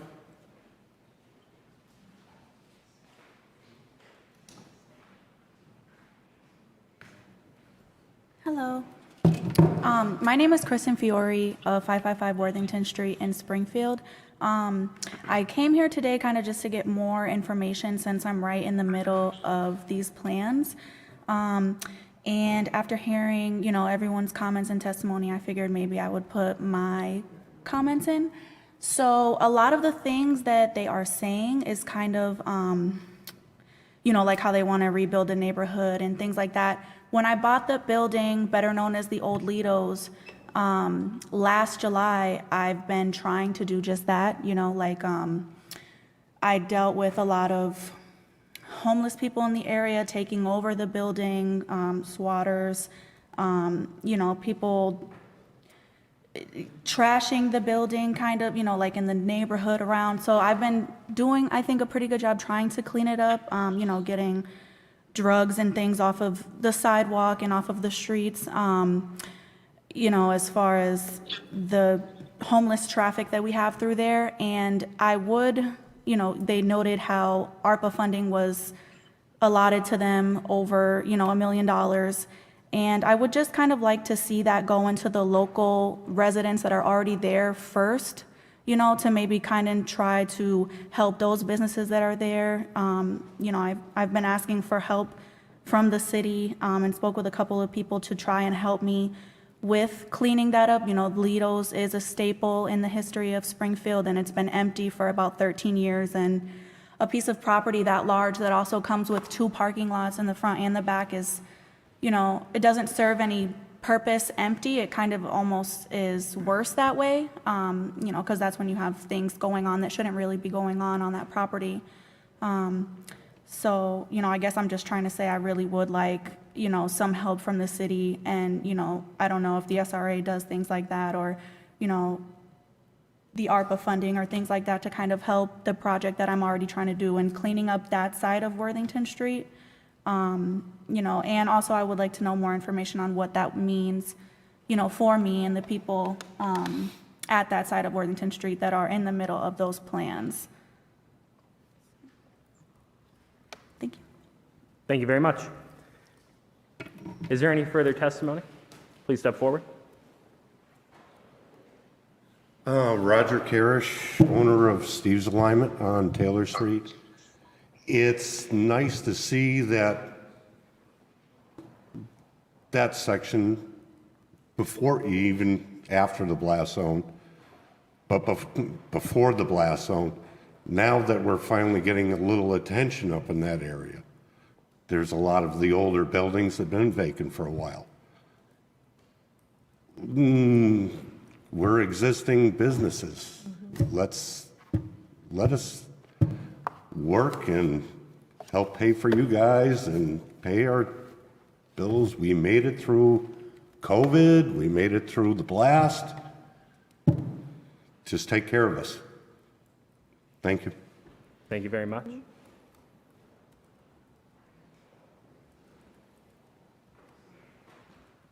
My turn? Please state your name and address for the record. Greg Ellerby, 141 Gresham Street, Springfield, Massachusetts. Hearing all the business owners down here discussing about the businesses, being a business owner is one of the hardest things to do in the world, I think. I'm all for developing new blighted properties and fixing them up and stuff like that if they have the help with the community. It sounds like a term we use in the hood is called straight jacking.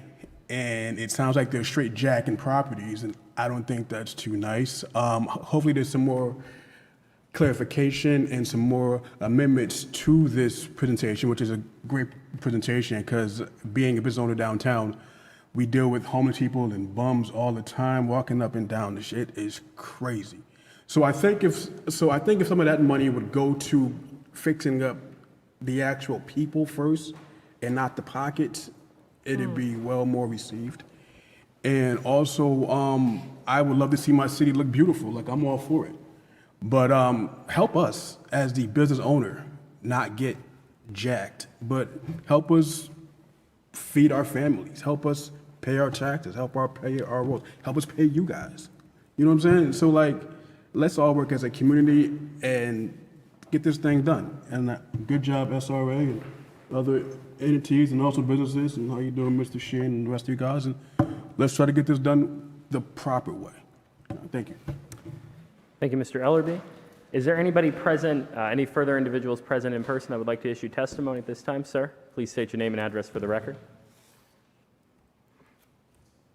I'm the owner of 180 Spring Street, and I'm afraid to invest too much money in my property because if they come along and take it, they're not going to give me anything for it. That's all I got to say. Thank you, sir. Are there any further individuals present in person that would like to issue testimony? Seeing none, are there any further individuals present virtually that would like to issue testimony at this time? And Madam Clerk, has any testimony been submitted electronically? As part of the SRA's presentation, there were letters in support from MGM, the Armory Quadrangle Civic Association, the Pioneer Valley Planning Commission, the Massachusetts Convention Center Authority, Wind Development, the Springfield Business Improvement District, Leo Florian on behalf of the South End Citizens Council, related companies and Davenport companies. And I know that Sandra Lysek spoke, but she also submitted written testimony as well, which is part of the SRA's packet. Thank you, Madam Clerk. And just a reminder for councilors, we won't be voting on this tonight. This is just to accept testimony and ask questions of the SRA. This will come up at a future meeting for a recorded vote. But are there any questions from councilors following the public testimony? Councilor Govan, followed by Councilor Davila. Thank you so much. So I just heard some very concerning testimony, and I appreciate all you business owners coming forth and speaking up, because this is exactly what, we need to be doing. And I think this is to Councilor Whitfield's point, the business owners need help. And I was, talking to a lot of business owners who actually have applied for ARPA funds, who are needing money. Some of them are risking going out of business because they're not getting the help that they need. And we, or the city actually is, giving millions of dollars to people to redevelop, property, which is good, right? All of this is good. But like you all said, I think we need to be thinking about the businesses that are already here and find a way to support them now instead of a year from now or 5 years from now when they may have gone out of business. This is gentrification, what you guys are talking about, and I don't know if the SRA is going to be taking your property. If that happens, we can't let that happen, because that's basically what, happened in this country a long time ago. We're sitting on stolen land, and we're acting like it didn't happen, but it did. And if this is something that, I don't know if Mr. Feliciano is still here, my good friend, we need to figure out if that's possible even, and if it is, we need to take it off the table. And at the same time, we need to support the businesses that are already out here in our city, paying taxes, conducting business and just helping us basically. So I know that we're not voting on this now, and I'm glad that we're not, because I think we need more information on this. Thank you.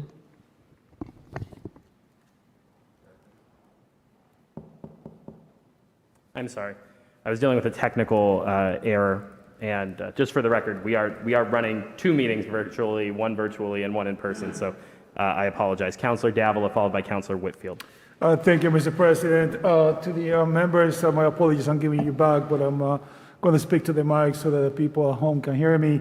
First of all, I would like to thank all the business members that came in today for your and giving your testimony. As you spoke, I could really feel your passion.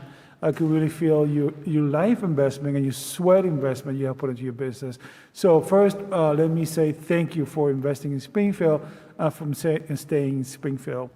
I do have a question, if I may, Mr. President, for either Mr. Sheenan or Mr. Feliciano, if I could, with regarding to this process and to these businesses. So, Tim, just a quick question. So, Tim, in the process of putting this together, was there any sort of meeting or any sort of reach out to the business community on the affected area? Yes, there was. Okay. And can you tell me a little bit what that looked like, if you may, please? I'm sorry? Can you tell me a little bit what did that look like? That reaching out to them? There was a virtual meeting with a number of the businesses in the area. Okay, and, okay, just one meeting? I believe it was one meeting to go over the plan prior to it being put into final draft form. Right. Tim, I believe I counted 4 or 5 business people here that spoke. And there, Councilor, aside from that, each one of the plans that we talked about, the blast zone plan, the Main Street Convention Center, our plan, all of those had public processes as well. Okay. You know, I'm sure this, well, let me ask you another question. Do you have a timeline for this project? Do I have a timeline for the amendment? the plan? The plan's a 28-year plan. Oh, so 28-year plan, it's quite a long time, okay. So these businesses don't know. But in answering some of the concerns that we heard here tonight, I do Director believe- Sheehan. Oh, I'm sorry. Councilor Davila, if you want to finish your question and then. Oh, no, he may. Yes, You're good? Okay, yes. go ahead, Director Sheehan. I'm sorry about that, Councilor. Sure, no problem. I do believe that there's a way that we can accommodate projects that go into redevelopment and dealing with that and having those removed from the acquisition list. Okay. Because the redevelopment will have occurred. So, I mean, if we're talking about businesses selling to have properties redeveloped or owners selling to have properties redeveloped, that is the benefit to the plan itself. Right. And we would want to encourage that. Right. What we don't want, though, is to have the ongoing stagnation that we have seen for decades in this area. I understand. If I may, Tim, and I realize that change is always difficult. I realize that. And so we got to look as to what's the better for the whole city, for the area, and for the whole city. I'm sure as we move process, we are going to be fair to these business owners in recognition of not only the investment in Springfield, but the sweat equity they have put into the business. May I suggest to you, sir, that perhaps you guys should have a follow-up meeting with them to address some of the concerns, to see how this fits into this whole plan. Because I'm going to be honest with you, as I'm talking, as they were presenting, there's one old saying, Puerto Rican saying that came to mind, and if I may, it goes like, "Te vestir un santo para vestir otro," to undress a saint so we can dress the other saint with the same clothing. So with that, I'm saying is, I would highly suggest that we follow up with them, that we recognize them. We would be happy to do that, I'm Councilor. saying because I could see a little passion. I could feel a little passion on these people today, and so those are my suggestions, Tim, just to make sure that they recognize and they're taken into the fold. I know you had a meeting already, but I will highly suggest that you guys reach out to them and maybe figure out how they can hopefully keep them in Springfield. Thank you, Tim. We would be happy to do that, Councilor. Thank you, And Councilor that Davila. is the whole purpose of these public, sessions, is to get, the feedback. Thank you, Tim. Councilor Whitfield, followed by Councilor Walsh. Thank you, Mr. President.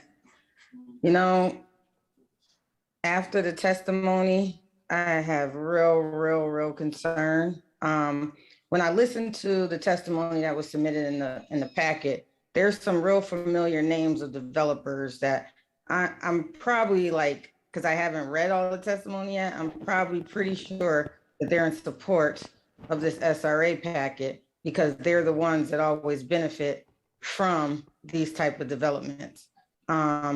It's very concerning to me that we would, from the beginning of getting 120 $3 million in the city of Springfield to turn around and buy buildings, include them in this plan, get support from these developers, and then ask for support when on a daily basis, I hear from small business owners struggling to just stay afloat, to feed their families. I mean, a lot of them are community residents, have submitted ARPA funds and have not even been considered, have not even been communicated. And some of these individuals have submitted their applications since November and December, when the ARPA of 2021, when ARPA first opened up, and up until recently, when we've been putting pressure on them, on the department to do something, up until recently, they just been communicated with.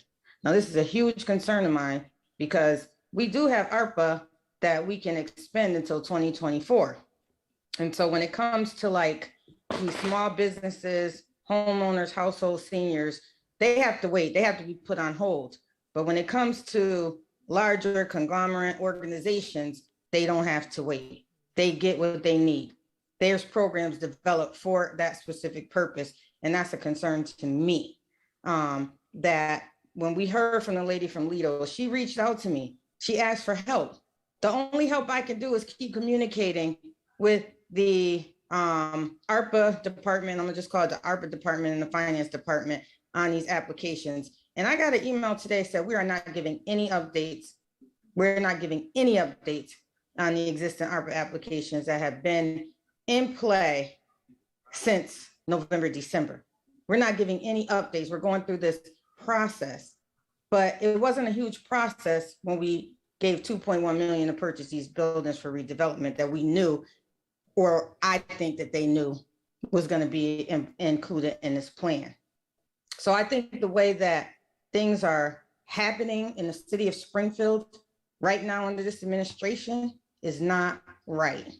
It's not right. This money is supposed to have went to a specific community first of the most disproportionately impacted people in the city of Springfield, and that is not what is happening.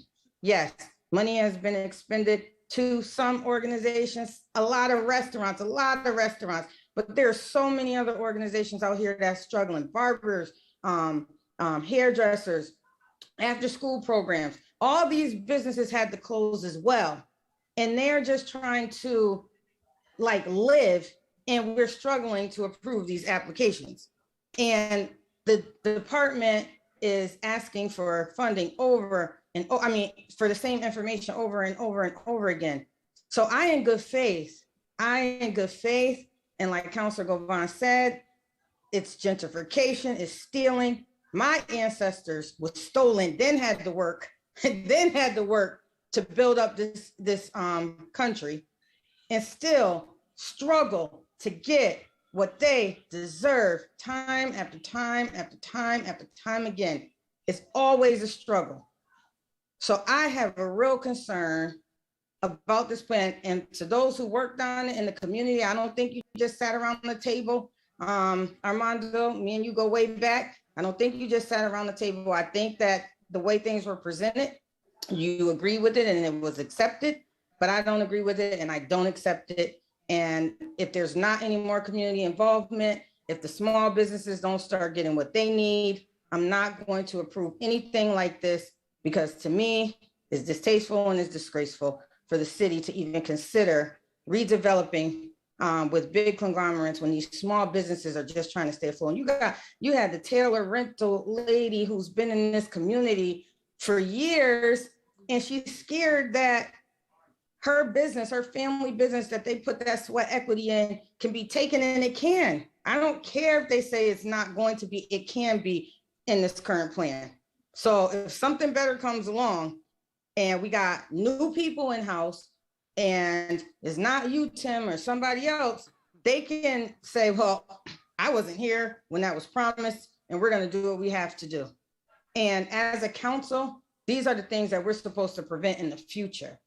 We're supposed to be looking out for the residents of the city of Springfield, the small business. We're supposed to be looking out for everybody, and there has to be a balance. There has to be a balance with the large developers like Wynn and Davenport and the small businesses like the lady that's trying to purchase Lido's and the Taylor Company. And we can't keep jacking them. We can't do that. So, I mean, we have to come back to the table, get more community involvement, having one meeting with the community. That's not enough. Like, we really got to listen and hear and support the community. We could have done better with ARPA money. We could be more transparent and it's not too late than we're doing.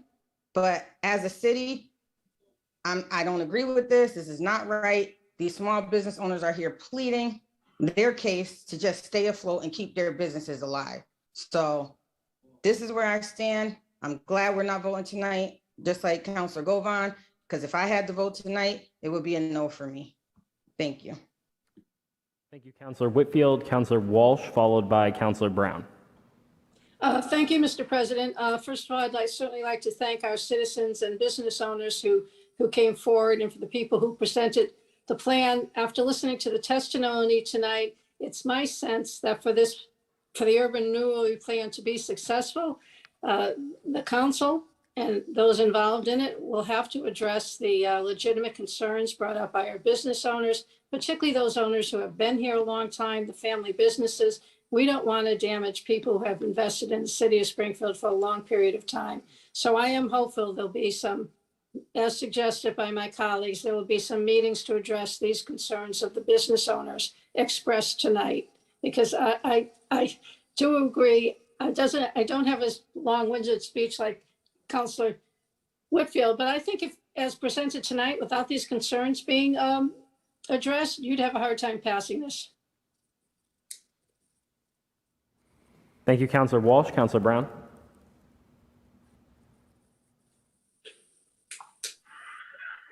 Thank you, Mr. President. I really think, and I want to thank everyone for at least trying to come together and figure out this actual endeavor, because a lot of times we do want to make sure that things are changed in our districts, in our area, as far as Springfield goes. I've had it's always been a real hard time for me understanding how Springfield is the birthplace of basketball, and we don't have a facility that could hold an NBA basketball game. So anytime we can have anything that's progressively, to step toward the future, it's always good for me. But we definitely have to watch how we do it. But it is a fine line. We don't want to be stagnated in our steps forward in redeveloping Springfield, because we don't want anyone, to be left out. But I'm always looking forward to changing and trying to redevelop Springfield and making things newer. Thank you, Mr. President. Thank you, Councilor Brown. Are there any further questions or comments from councilors? Seeing none, as we discussed earlier, there will be no vote tonight on approval. Hold on, Jesse. Oh, Hold on. Councilor Allen. Councilor Allen. I said I go again, but I appreciate it. Councilor Allen. The floor is yours, sir. Ward 7. Thank you. I agreed to be last, and I'm last. First off, good job by the people who wrote the plan and brought it before us and stuff. There may be some things missing. There may be some input missing, but appreciate the efforts of everybody to get something in front of us, Tim and your staff, et cetera. It's good thinking that needs to get done. And there's maybe some changes or maybe some other input that needs to come into it, but the thinking needs to be done. And we all want to see Springfield develop in a better way, in a more progressive, or what's the word I want, prosperous way. So thanks for that. And thanks to the business owners that came. It's an eye opener for us to hear from people who have survived the blast area and COVID and still doing well and want to continue doing well and right where they are. So that was great to hear that input, and hopefully that will be well considered as we go along. My question is, there's too many questions, to get into all of them tonight, but I'm curious with I think the words open space were used at one point, and I know there's an open space plan that's being worked on by Pat Sullivan's group. It's due in order to apply for some park kind of grants and things like that. You have to have an open space plan that is current and has to be updated every 5 years or something. And I think we're right coming up on that. Pat's group is working on it. Tim, can you comment on this? How does that fit in with this? Does this plan contemplate open space and quality of life things, to make the place, a pleasant place to be downtown? And how does that fit? The plan references, Counselor, the need for improved open space and more open space in the downtown. It also addresses the public realm as well, just in terms of the pedestrian right-of-ways, and enhancement of that, and also the areas of private development that engage with the public, and addressing, looking at that from a guideline perspective. So yes, it's in there. Is it part of the open space plan for the city, or is it folded into what Pat's working on, or is it, et cetera? What's the connection between those two things? Well, I would suggest that ultimately our recommendations for open space within the downtown, within the plan, actually get translated into Pat's open space plan, 5-year plan. Okay. And is that happening, or have you talked to Pat, or? Yes. Yes, I'm Yeah. actually on that working group. Oh, good. Okay, great. And just as an aside, I was just thinking about it as I was just talking to you. I was in Boston a week ago and saw some different things than I have seen in Springfield relative to, and I'll just use one example of one. I saw bike lanes that were actually part of the sidewalk as opposed to being bike lanes being part of the street. Does this, I'm not saying that's a good idea or whatever, but is stuff like that contemplated in this? What do they call it? The built environment or whatever? Changes to the built environment. It doesn't get it to that level of specificity, Counselor, but it does talk about the public right-of-way and, incorporating better design of the public right-of-way to facilitate the types of things that you're talking about, as well as enhancing the pedestrian experience. Okay. Very good. Okay, thanks for that, Tim and Jesse, or Mr. President. I am all set. Thank you. Thank you, Councilor Allen and Director Chan. Are there any further questions or comments from the council? Say again, any further questions or comments from the council, either in person or virtually? Seeing none, as we discussed previously, there will be no vote tonight. We will continue to discuss this through the council's Economic Development Committee chaired by Councilor Edwards. And seeing no further testimony, I will now declare the public hearing closed. Madam Clerk, is there any further business before the City Council? There is not. Mr. President, Before we adjourn, I just ask that